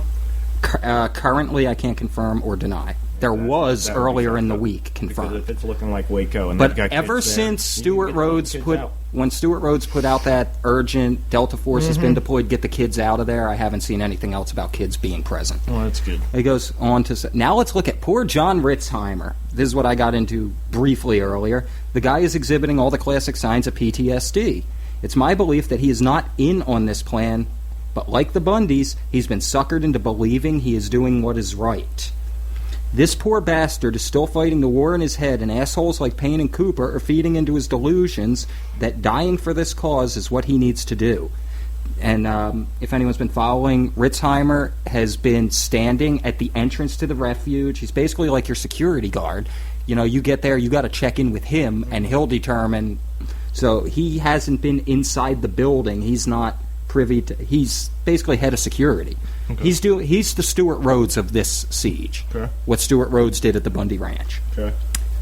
They're taking advantage of his big heart and his undying love for the country he fought for and twisting him into a suicidal maniac. I'm sorry if that stings, but I assure you it's the cold hard truth. How could anyone in their right mind think that dying trying to fight the BLM of all things is going to change the government? How ignorant do you have to be to think that fighting and dying out there is going to somehow make the BLM fold up shop and stop what they're doing? Yeah. Sorry, kids, the only people who can stop the BLM are in D.C., and I assure you, as long as people like Harry Reid and the like are around, the BLM is not going anywhere, no matter how much we fight them and run them off. We ran them off at the Bundy Ranch, and how much did that slow them down? We ran them off at the Sugar Pine Mine. How much did that slow them down? What makes anyone think this will be any different? And he goes, now to those of you who are buying into this whole this will galvanize the movement line of crap, what this is really going to do is crush the Patriot movement. They're going to hit these people with such force, with such blinding speed, and a level of violence of action that most patriots are going to turn and look at their own children and go, there's no way in hell that's going to happen to my family. Thus the reason there are women and children being taken to the refuge. The government has already shown at Waco and Ruby Ridge how willing they are to kill American children. Don't think for a second they won't do it here as well. All the classic signs of a psyop. They plan to frighten the people into not even daring to take a stand against them. So what then of the militias? We'll still be here, but we'll be forced into hiding. Those who aren't will be scooped up and charged as domestic terrorists. Do you for even 1 second really believe that this happening at the same time as Obama prepares to announce a whole new slew of gun restrictions is really a coincidence? It's not at all. What this is going to be used for is an excuse to show why we need to disarm the American people for their own safety, or put into place such severe restrictions on owning firearms that we will never be able to properly defend ourselves against a tyrannical government. Hitler did it, Stalin did it, Mao did it, now Obama's doing it. History is repeating itself in front of our eyes, and we're too blinded by raw emotion to recognize it. If everyone picked up and left that refuge tomorrow, what do you think Payne and Cooper would do? They're so diehard. Think they'd stay and fight? I mean, that's what they're saying. They're not leaving, right? Prepared to die for the cause, right? My ass. Nope, they'll slink back into the shadows and wait for the next opportunity to bamboozle good patriots into signing their own death warrants. And of course, once again, neither will be charged with anything. And good people's lives will be risked for nothing. We're being goaded into a fight here, people. You need to see that. And every one of you who is advocating for it, know this. If these people die, it will be your fault. Not mine, nor will it be the fault of anyone in any unit I command. I simply won't allow it. This is the reason my troops follow me, because I take the time to think these things through, to look at them from all directions, not based on sheer emotion as many of you are doing right now.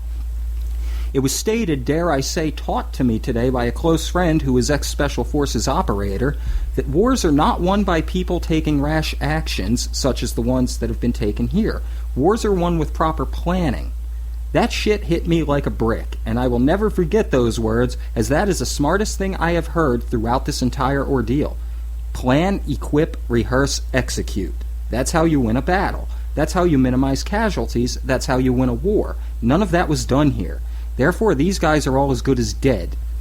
Why do you think the local sheriff there just said these guys need to leave while they still can? Because he knows what's going to happen to them. He's offering them a way out. The first thing I teach my guys when they make unexpected contact with the enemy is the proper response is to fall back, reset, and take back the initiative. That's what we need to do here. Will it look like a loss in the eyes of the people? Absolutely. But hey, you all had better get used to the fact that we are not going to win every battle. But in the eyes of those who put the whole bullshit plan together, this will be a crushing defeat. even though it will never be made public knowledge. We have let the enemy pick the time and place of our fight, and that's about to prove to be a fatal mistake. But we can still snatch victory out of this whole screwed up mess if only you'll listen to this. How do we win then? I will tell you. We get those people out of there. Anyone and everyone who has contact with the people there needs to plead with them. Get the hell out of there. Then regroup, and we pick the time and place of our fight. We make them react. We pick the ground that is most sensible for a proper defense, not a building in the middle of a field that has absolutely no defensible positions, as in the case of the refuge. Then we properly equip, plan, rehearse, and execute. If you want to win a war, that's how you have to do it. Most importantly, we expose frauds like Cooper, Payne, and Santilli for who they truly are, and drum them out of the movement before they really get someone killed. So that's my take on this mess. Listen to me if you want. Ignore me at your own peril. Either way, it is of no consequence to me. I will not debate this issue, and no one will change my mind about this. I have done too much research into this situation to allow any armchair commando, like us, to dictate my actions for me. This is the war you all wanted so badly, and I'll either lead, follow, or get the fuck out of the way. End of story. Please note, this post has been edited to provide more factual evidence to include mention of Delta at Waco. Pretty good. Pretty good. And that right there was the one that really made me start digging deep into the whole thing, and I agree, this is just too...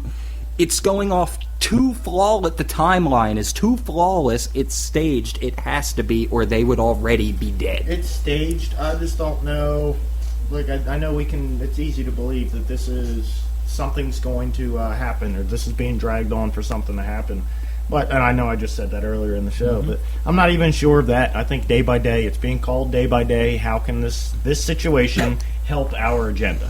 You know? Yeah. And while this situation's going on, or shortly after the situation is over, there will be another either mass shooting or shooting of an unarmed black person in an inner city, and shit will just continue to ramp up. This is all just part of the demonization of lawfully or law-abiding citizens with weapons. Exactly. You know?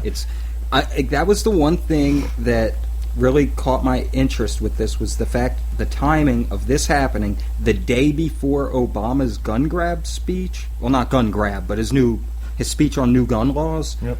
I'm thinking, well, wait a second. That's pretty damn stupid to go stage an armed standoff if, you know, the president's about to come and take your guns. You're just fueling his fire. But keep in mind... Then you look into Pete Santilli, Blaine Cooper, Ryan Payne, and it makes sense.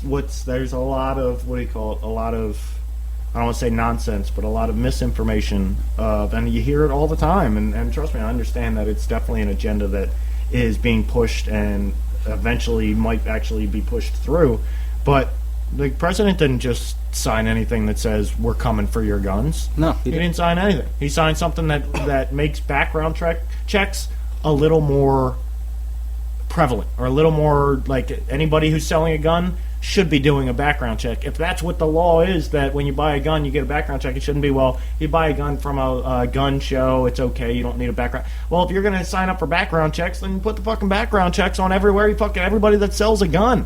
It's like the background check will make sure, and I'm not saying I 100% agree with that and that's going to solve all our issues, but the background check does make sure you don't have somebody who has a fucking long criminal rap sheet buying a fucking gun legally. You know, because that person, in all reality, might need to be denied of having a fucking gun. Because they've proven in their fucking past, and in their own fucking personal history, that they can't be trusted with any kind of a dangerous weapon. Especially somebody who has any kind of like an assault charge or something like that on them. They don't need to be having a gun because they got anger issues, and that gun is only going to cause fucking problems. So I do kind of agree with and you know what? And just to throw this out there, for people that are tired of racism, stop making everything a racial issue with Al-Qaeda. And I like the Al-Qaeda, man. I like it a lot. And this guy, I'm just pulling right now off the of redneck Taliban. This is the shit that the provocateurs are putting in the Santilli chat right now. Mm-hmm. White Christian lives matter. I don't think that's provocateurs, buddy. I don't think that's provocateurs. There's a lot. You think that's just an ignorant motherfucker? There's a lot, and I don't know if I would even call them ignorant. Maybe some of them are, but maybe some of them aren't. there's a lot of motherfuckers who are looking at them with disgust right now. Like, some of the people, half of those people are looking at them with disgust because they got their head in the sand and they're listening to mainstream news.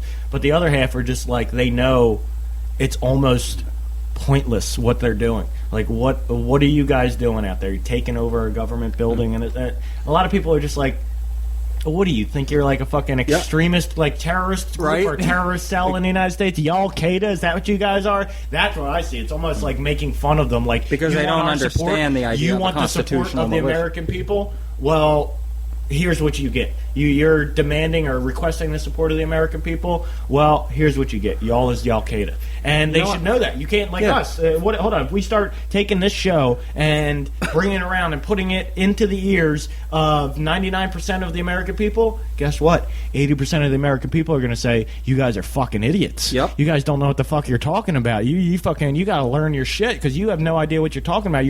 You're perpetuating fucking conspiracies and bullshit and yada yada. And it's like, why would they reach out and say, hey, American people, we would like your support? You know what I'm saying? They haven't literally said those words, but they've kind of, like, they're kind of putting themselves out there because they want the support. Fucking the Pete Santilli or whatever, live stream and all this shit. It's like they want the support, but you don't realize that 80% of the motherfuckers out there aren't going to support you no matter what. That's what was different about the Bundy Ranch is that got so much attention. They didn't ask for support. That's why they got it. You get support is you don't. They didn't ask for support. They just came out and said, hey, the BLM's taking our land illegally, and when people looked into it, they found it to be true and supported them. Yeah.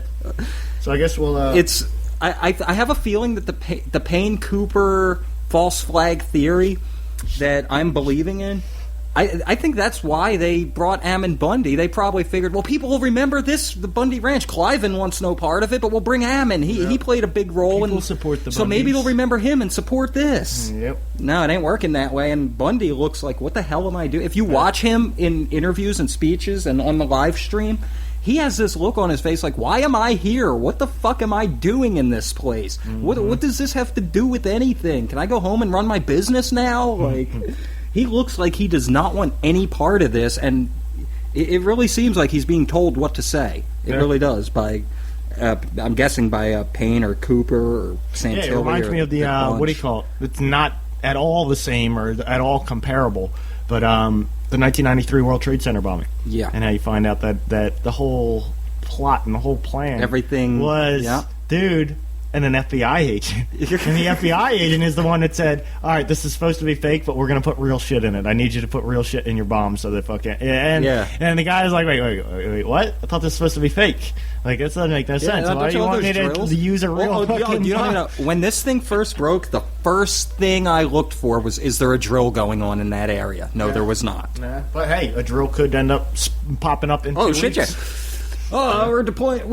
That was a mistake. We didn't deploy Delta Force to take out the Bundys. They're out there on a training op. It's a drill. They're practicing to reclaim a sieged building. Well, think about Jade Helm. What was Jade Helm training for? You know? Do we want this? Is that maybe why it's being stretched? To let it get to a point where all these motherfuckers that trained for Jade Helm now have an actual real-life situation that they can use their Jade Helm training for? Woo is right. You know what? And that makes me wonder... Could that have been going on in the week leading up to the protest, before any of this happened? I don't know. Because the way this came together, it's like they held this peaceful protest, and as soon as the parade ended, Bundy, Payne, and Cooper grabbed up like 40 dudes and said, hey, you want to fight a real fight, come with us. That's where your provocateur was a big part But of that's where I'm thinking Jade Helm was about, infiltrating the community and learning who's who in groups and whatnot. It almost sounds like they knew who would be on their side before they went up there. It's the classic Hegelian dialect, right? Problem, reaction, solution. Create the problem. Nobody knows you created the problem. Control the reaction. And all of a sudden you came up with this wonderful solution. What you people, fucking government. What you people listening need to remember is don't trust the mainstream media. And to quote Miranda Blue at rightwingwatch.org, the Oregon takeover, possible false flag that could lead to ghastly civil war. She's right. If this goes south in the wrong way, the way the government doesn't want it to play out, it could. I don't see it happening. There's not enough... I don't know if I would call it civil war. because it would be much more like a David versus Goliath type of thing. True. Because the people that would be fighting against the powers that be in this country, because it wouldn't be me and you versus Tom and Dave down the street, okay? It wouldn't be that. It would be me and you versus big bad government military coming to find us in this town because they know we're fucking here. You know what I'm saying? And it's like, it's not going to be us standing up like, we're ready, motherfucker. No, it's going to be us like, holy fuck, we got to get out of here. Holy shit, they're coming for us. You know what I'm saying? It's not going to be like Civil War where everybody thinks there's going to be fighting on the streets and gunshots going off all over the place. No, it's going to be literally be a roundup of all these patriot motherfuckers. You know, we can call it a civil war, but in all reality, it's just going to be a roundup, and that's what those fucking FEMA camps were built so long ago for. And everybody thinks it's for the civilians, it's for the civilians. No, if you're a fucking civilian that goes to work, watches your 6 hours of TV every night, watches a half-hour mainstream fucking media news, and you perpetuate what the government wants everybody to believe and wants everybody to help everybody else believe, well, they're not coming for you. You're an asset in their fucking pocket. They're coming for people like me and you, bro. Yeah. All right, moving on real quick because we have got to wrap this up. We're already at an hour and a half, Brian. Shit, wrapping up that side of things, Yes, I'm going to add in the fact that Stuart Rhodes of Oath Keepers also said in his initial statement, he wasn't like calling them out. I mean, it was a really long statement, but in one sentence he noted that there were known provocateurs like Cooper, Payne, and Santilli on the scene. So just throwing that out there. Known provocateurs. So apparently there's the people in the know that these people can't be trusted. Yeah, well, there's things we know that we know, and then there's things that we don't know And I would like that we to know. And then there's also things that we know that we don't know. And then there's also things that we don't know that we don't know. Real quick, special thanks What's his to name? David Knight, Joe Biggs, some dude who goes by the Wolf, all the Anons I've spoken with. Donald Rumsfeld. I was quoting Donald Rumsfeld. Danny, Trump. Aaron, Cindy, Dave, fucking... All right. Anybody I missed, Here we thank go. you for your help in the research for Thank this you show. for your help, and thank you for your future help in Eric. helping us get this show to a few more eyes and ears. Thank you very much. You guys are pretty awesome. Thank you for caring, because we care Kristen. about you. Brian really cares about you. I care about you. So thank you for caring Kristen, about Sherry, us. Deb, I'll even say Pete. All right. And Paul Joseph Watson, me and you got to have a real Paul serious Joseph talk. Watson, you had no response to anything I said. You are a shill. End of story. Yeah, Paul Joseph Watson reminds me a lot of myself, but not when I see that fucking article attacking fucking Muslims. That really fucking pissed me off. All right, moving on real quick, Brian, because we got about 3 minutes to touch on about 8 topics. All right, Nigeria plans to resettle 2.2 million people despite Boko Haram threat. All right, there was a slaughter of 11,000 people in Nigeria, so they literally took these fucking people and sent them away as refugees, right? But the threat is still there. The Nigerian government is trying to say that they've eliminated Boko Haram. They have not fucking eliminated Boko Haram. It's still there, and they're more dangerous than ever. Yes, their numbers may be smaller, but they are more angry and dangerous than ever. I have not heard anything about Boko Haram being eliminated. Exactly. Well, anyway, Nigeria I guess is- that's because I don't use mainstream media. Nigeria is bringing back 2.2 million refugees that they sent away for their own safety. They're bringing them back and saying, come on home, everything's okay now. But they also admit Boko Haram is more dangerous than ever. What the hell? But nobody gives a fuck about African people, Brian. For some reason, nobody gives a fuck about Boko Haram or fucking African people, so I guess we should just move on, you fucking piece of shit Americans who don't give a fuck about anybody who's not American. All right. This is our comedy bit of the day. This is our comedy news clip of the day, and I thought it was fucking hilarious, because just hear my thoughts on this, all right? This is the headline from Fox News. The last one was from NBC News. I know I'm a mainstream shill right now. All right, ready? California woman finds bloody fingertip in her salad at Applebee's. Fucking disgusting. Fucking disgusting. But how does the chef chop off part of his fucking fingertip And not feel it? And that lady doesn't hear coming from the back of the fucking kitchen? How does that thing go from fingertip chopped off into it to taken out to the customer with no problem? Wouldn't that fucking chef be like, holy shit, I lost fingertip? I will say, on that note, I previously worked briefly at Chili's, It's similar to Applebee's, Yeah, you know? yeah. And we had a situation where 2 salads went out to the customers and came back with empty cocaine baggies that were found in the salad. That's pretty hilarious. Why couldn't they at least have a little bit of residue or something? You know what I'm saying? Let's just put it this way, and I'm not a druggie. I fucking, Well, that turned that store upside down, and a lot of people got fired I've over done that. cocaine maybe 10 times in my life. I maybe do it once every year or 2 years. If I went to Chili's and there was cocaine baggies with, I'm saying if there's cocaine baggies with a little bit of cocaine in them inside my salad, I'm sitting here saying right now that I would just... I think it was an older customer. I would lay they them were out older, and fucking older do lines, couple. but then again, you don't know what the fuck that shit No, is. they That were could be an older crystal meth. couple. I'm not They doing didn't know lines of crystal meth. I They didn't know think- what it was. No, they Oh. sent it back. Oh, And, lucky Chili's. They could have had a nice lawsuit there. Oh, they're like, we don't know what this is. Your what is button this? bags. You got button bags inside.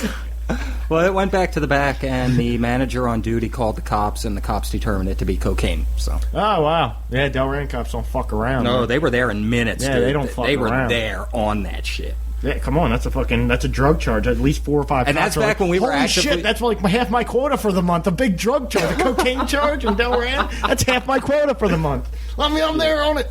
Well, as I understand, no employees were ever arrested over it, but a lot of them were fired as suspects.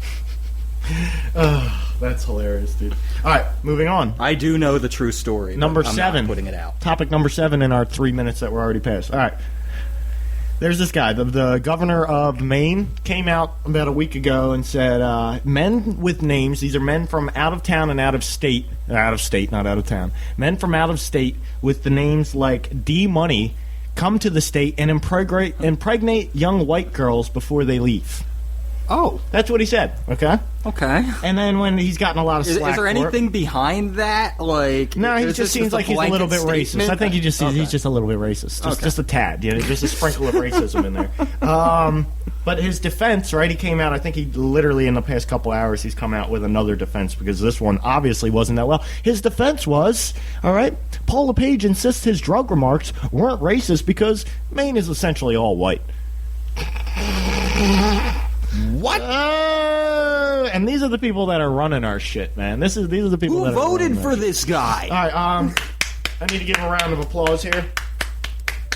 Round of applause. What am I applauding? It's needed Oh, because a sergeant was charged in the death of Eric Garner.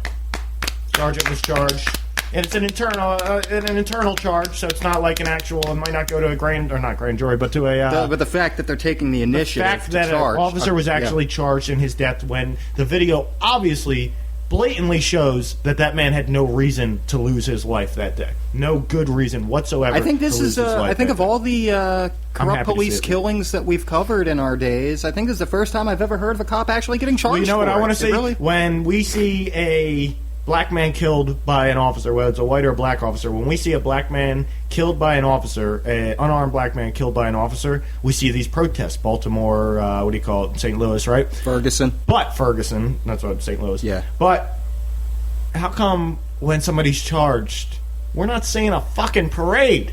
All right, you got the protest. You want to tear the city down when some shit like that happens. Okay, and I kind of agree with them a little Devil's bit. advocate. Kind If of I agree was with them the a little bit. administration, I wouldn't want that to go public because then the public loses faith in your police force. They do. But no, I'm not talking about that going public. I'm just talking about it's out there. It's obviously public. That was on USA Today, right?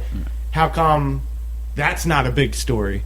And that's not, of course it's being covered, but it's not being covered like it's a big story. Therefore, Caitlyn Jenner, a lot of people Woman don't even of the say Year. it. The people that say it, how come those people aren't out in the street with justice, now peace, now justice, now peace? You know what I'm saying? And out there calling for peace because we have a little bit of justice. We might not have all the justice we need and that we deserve, but we got a little bit of justice. And can't we celebrate that we got a little bit of fucking justice? If you get a fucking quarter raise or a 50-cent raise at work, do you say, oh, I should have had $5? No, you celebrate and go out and have yourself a couple beers or some Right. shit. You know what I'm saying? Yep. I'm with you on that one. Now, this is the scariest fucking of it all. I don't know, that dude in Maine kind of. By the way, he should join Al Qaeda. 3 years ago, back in January 2013, after the Newtown school massacre, the president unveiled 23 executive actions and a Sandy dozen Hoax? proposals for legislation covering everything from closing loopholes in background checks to investing in smart gun technology to promoting research on gun violence, all of which he is attempting again this week. So it was all blocked by Congress before. All of his actions were blocked by Congress. What a coincidence in timing. And we leave it off with this, Brian, because this is actually a little bit scary to me. Since he mentioned Sandy hoax and the fact that we've said millions of times we were going to talk about Sandy hoax and we never did, I am going to start finally putting something together. I thought we did a Sandy Hook show. We never did our Sandy Hook show, no. Okay, we never got to it. That's fine with me. There's a lot of interesting stuff when it comes to that. All right, you ready? Oh, and just for the record, I'm sure somebody's wondering, the infamous quote, false flag girl that you see in all the memes that's at every major false flag event has not shown up yet at the Malheur Refuge. False flag girl. Doesn't mean she won't show up, but I mean, shit, she had a kid in Sandy hoax, she lost people in 9/11, she was at, what the hell was the other one, Boston bombing, this woman gets around, holy shit. Alright, and last but not least, Brian, you ready? U.S. meets tech leaders. Forms task force to fight online militants.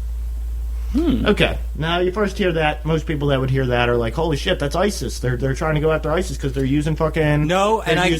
Debunked because ISIS still has a fully functional Twitter account all these years later, and Ammon Bundy's was shut down in under 24 hours. Fuck you. Yeah. But what scares me about this, Brian, is what event can happen that changes us from regular old podcast hosts to part-time conspiracy theorists to online Chinese militants. Style censorship. No, and to what has to happen before that action of trying to shut down militants, online militants, right? Because think about the Bundy Ranch, all that shit going on. That's going on right now. This just happened. This is literally news from last night that I pulled up last night. It might have been from this morning. What was the source on? Out of curiosity. Reuters. Okay. So it's big news. It's like all the fucking all the shits are covering it. What's scaring me is, for the longest time, a lot of companies have said that's an invasion of our customers' privacy. Yep. We are not going to just openly give you information or give you carte blanche to shut their shit down or whatever, or censor their shit. We cannot allow you to do that. That's not right. Now all of a sudden, well, let's have a meeting and let's talk about it. And under the banner of we need to stop ISIS and and terrorists from having the ability to use social media. See, I would fight that under the banner of, as much as I'm against ISIS, they still have this thing called the Fourth Amendment. Well, what scares me is... Why am I saying the Fourth Amendment? The First Amendment. First Amendment. But what scares me, Brian, what scares me is, yes, it can be started and it can be presented to us as they're trying to come after ISIS. But with something like this, with a task force looking for online militants, one of the things that it said in there, and it really caught my eye... How do they define militant? Well, I don't know how they define militant, but they said it's basically to fight the propaganda. The anti-American propaganda that is online. Oh! So, think about that, Brian. What are we? What do we create? What is our content basically about? I love... Invoking free thought. Love living here. But I'll tell you what. We question a lot. Question everything. That's our fucking shit.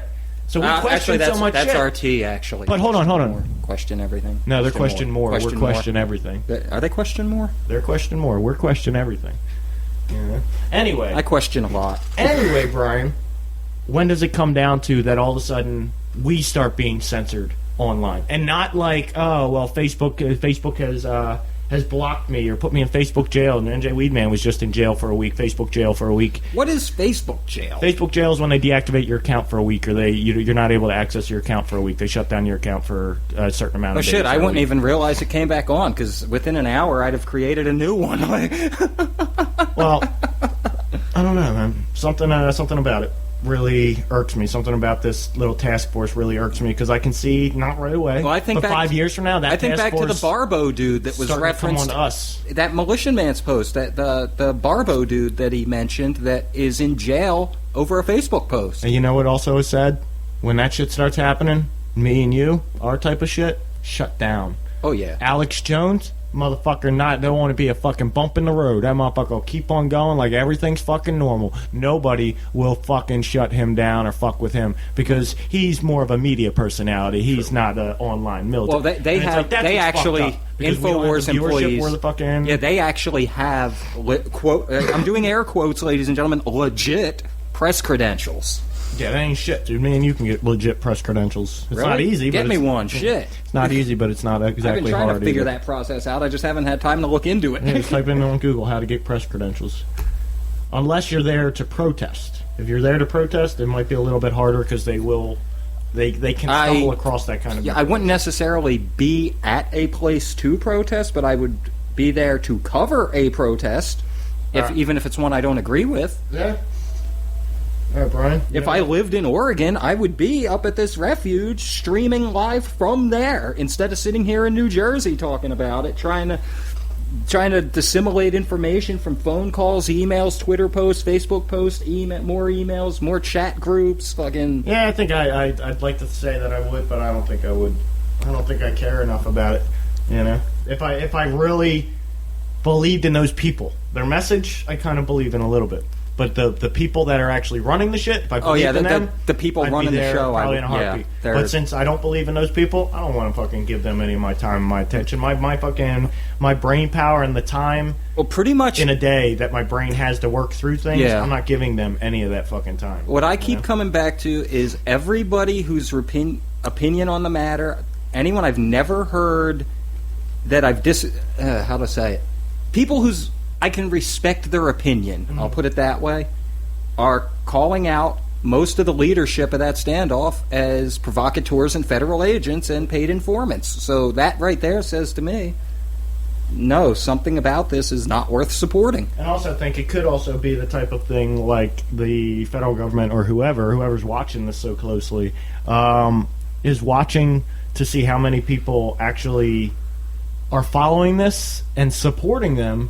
When, if you really look into it, yeah, maybe it's something to watch, but it's not something the land to support. Rights. I don't support taking over not federal refuge. So it's almost like it's being watched to see how many people are stumbling across this and just eating up what they're saying without doing their own kind of research. This goes back to something I also said before we began the recording. I mentioned to Nick Santilli, even though pretty much everyone in the know seems to recognize him as a provocateur and an FBI shill, has been streaming live the entire time, and the things that he keeps putting out there on his stream, come out here, all patriots, you need to come here now. No. Yeah, see, he's just all about his show, man. He's just all about his show and trying to get as many viewers. And I don't call that getting viewers. I call that getting people to come up there. Is what he's trying to do. I don't know. Maybe part of it is to get people up there, but I think another part of it is to... If you hear somebody saying, well, not much really going on here, we're just hanging out, are you going to keep that on? True. I'm going to turn it the fuck off. All right, not much going on there. But if you're like, I need people up here. Well, you know so many people like watching Alex coincidentally, Jones. Alex Jones is just sitting there talking. That totally slipped my mind. I'll fucking turn this off. I've been talking timeline the whole time throughout this discussion, and the timeline when the videos first good started movie, by the way. Yes. But when the videos first started popping up from the scene where it's these guys just chilling around, telling campfire stories, roasting marshmallows, that's when Pete Santilli himself drove up there and started live streaming. So we need all these patriots. And then out of nowhere comes this fucking report that somehow ended up in Stuart Rhodes' possession. Delta Force and Special Ops have been deployed to Oregon. Oh shit! Yeah, see, they're going to try and they are trying to sensationalize it, which is stupid. All right, Brian, we got to wrap it up, man. And currently, now this is like 4 days after that warning was issued. There is still no Delta Force confirmed in Oregon. By the way, of course not, man. Of course not. There is FBI compound that are going to sensationalize shit. There's an FBI compound. We can sit here right now and say, National Guard is on its way. Get the fuck out. Yo, right. Oregon people, get the fuck out. National Guard is on its way, and they've been given orders to fucking shut your shit down, even if they got to kill a few of you to do it. They've been given orders to do it. Get the fuck out. It's about to go down. We could say all that. Yeah. But we're just pulling shit out of our ass. But you know, it's sensationalism, and people love and to his credit, and it's very rare that you'll ever hear us say this, to his credit, Alex Jones did not do that with this event. He's downplaying it as, but no, also, I don't think people should go up there. That's just Alex not Jones a good is smarter idea. than that. Alex Jones makes those sensationalist claims when there's a better than probably 50 or 60% chance that something's actually going to happen. He'll come out with that sensationalist claim. He probably looked at it all, did his own little research, and was like, oh, Santilli's in on this? Shit ain't really going to fucking happen. I'm not fucking putting myself out there, because if this ends up being an actual fucking national news story, I don't want to be the one that's saying shit's going to happen and then nothing happens. He doesn't want to be the Pete Santilli, which is what the news... That's one thing I noticed. A lot of the news clips, these reporters are going up there. They're not going to talk to Ammon Bundy. They're talking to fucking Pete Santilli. They're talking to fucking Blaine Cooper.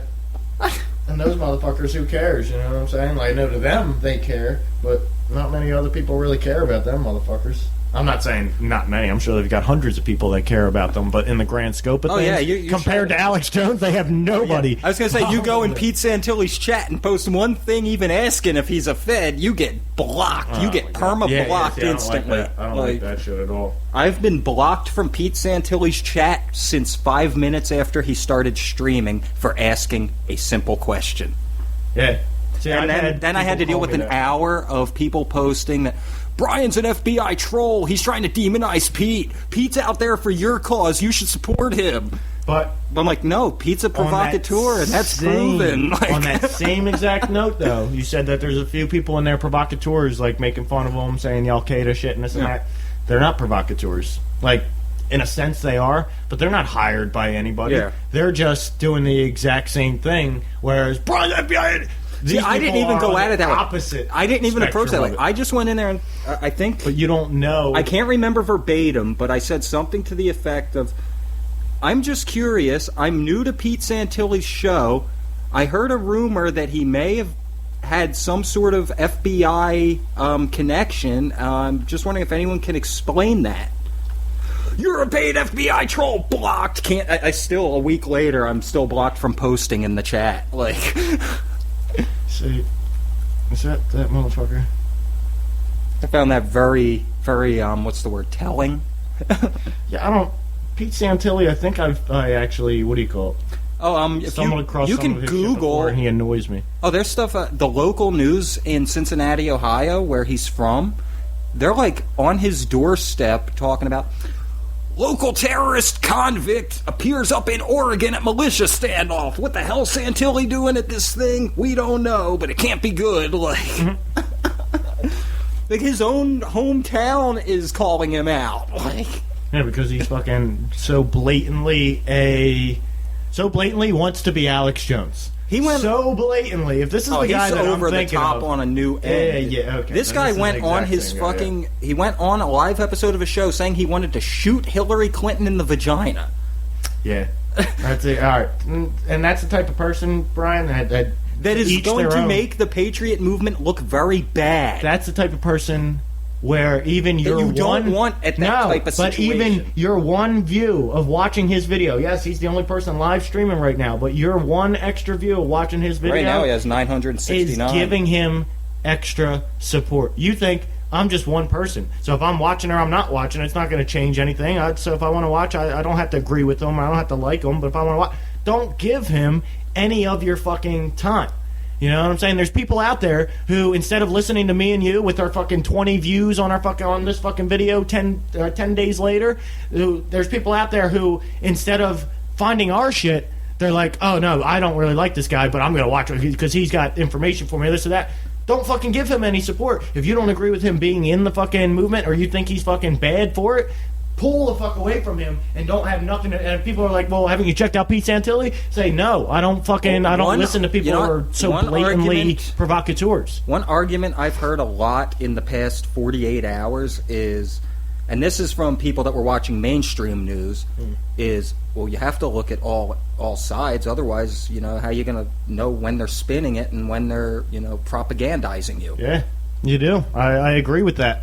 But there's also, like, it's with a lot of people, it's like one of the main reasons... And he's on good behavior up there. One of the main he's on his best fucking behavior. This is nothing like his show. Alex it's Jones, crazy. Because if you are a piece of shit, then I look at it kind of like me and you. If me and you were pieces of shit, we deserve to not have anybody wanting to watch us shit, or we deserve to have our viewership go down because we're piece of shit people. Okay? So it really irks me to see piece of shit people out there that are kind of fucked up people when it comes down to it, pushing to get their views as high as they can, and somebody like me and you who are trying to get even fucking 10, 20 views, them taking away from us. I think some people might be onto his thing, and I don't know if any of these are real profiles, but I'm looking right now at numbers. The Pete Santilli Show has 55,855 subscribers, but only 900 of them are watching his live stream. Yeah. That says something to me.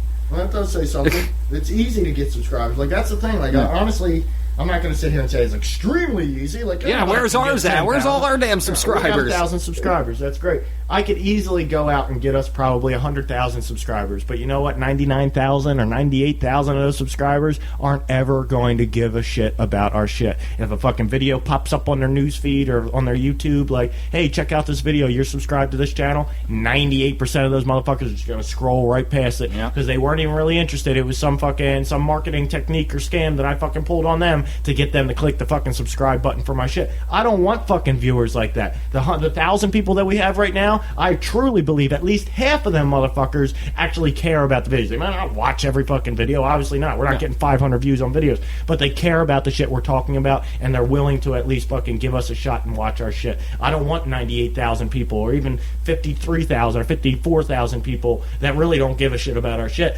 That's really getting your numbers up. So when somebody stumbles across it for the first time, they stumble across ours, 1,000 subscribers, I don't know, how good can they really be? They stumble across his, 55,000 subscribers, oh man, he's kind of popular, maybe I should check him out. When 55 or 54,000 of those subscribers are fucking bullshit fake.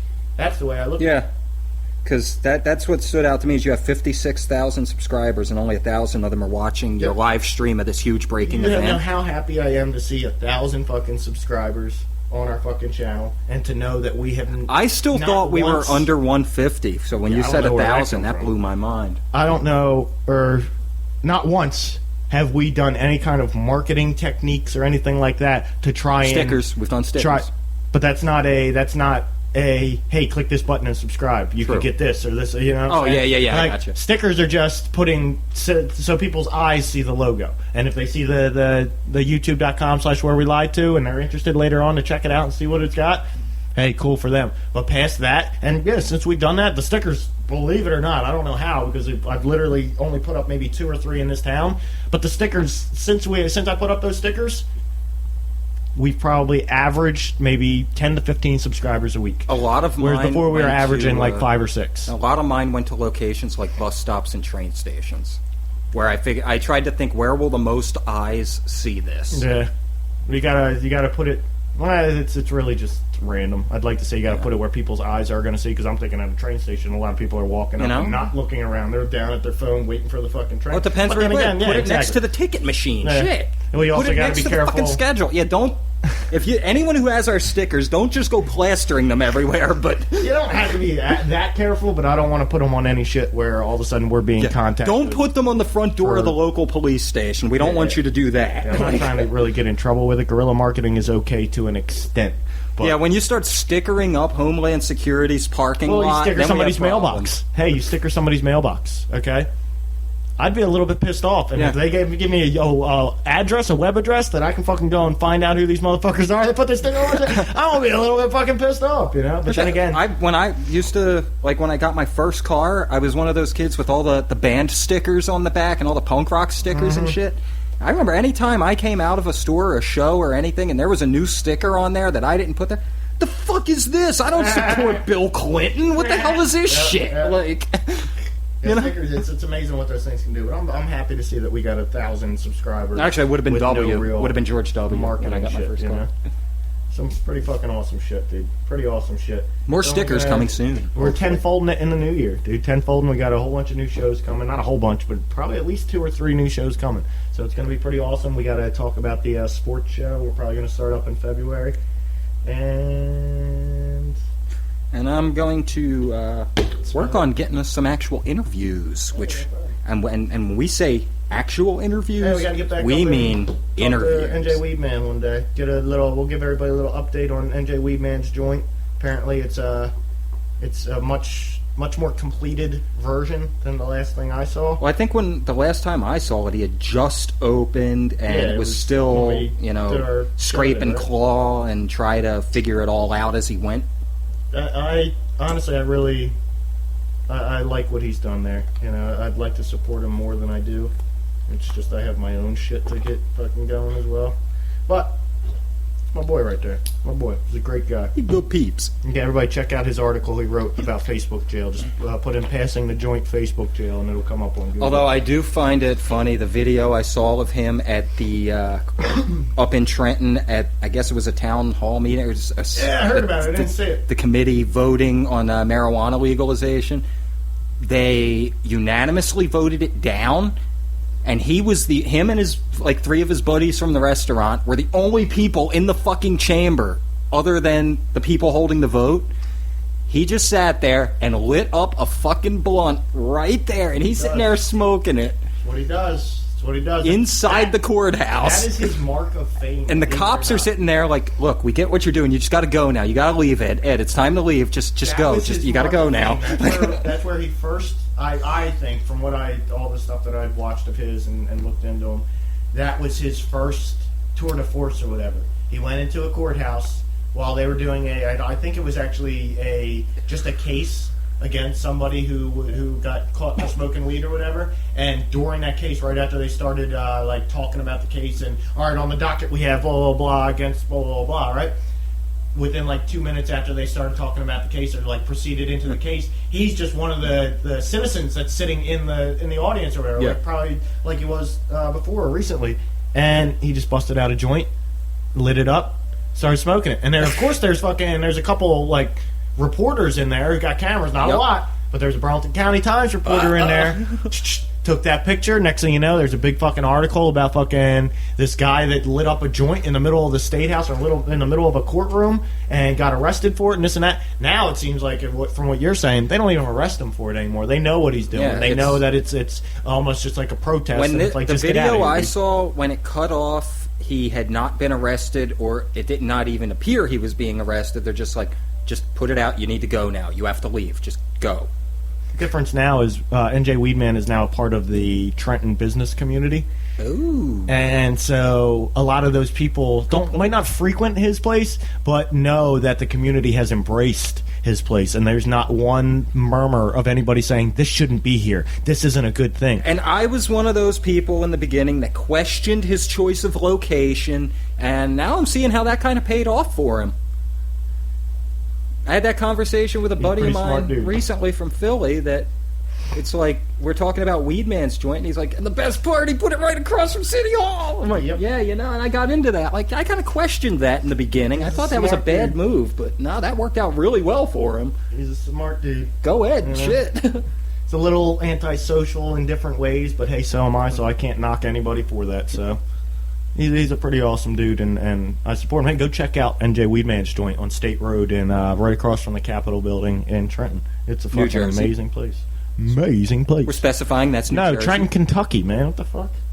Trenton, Oregon.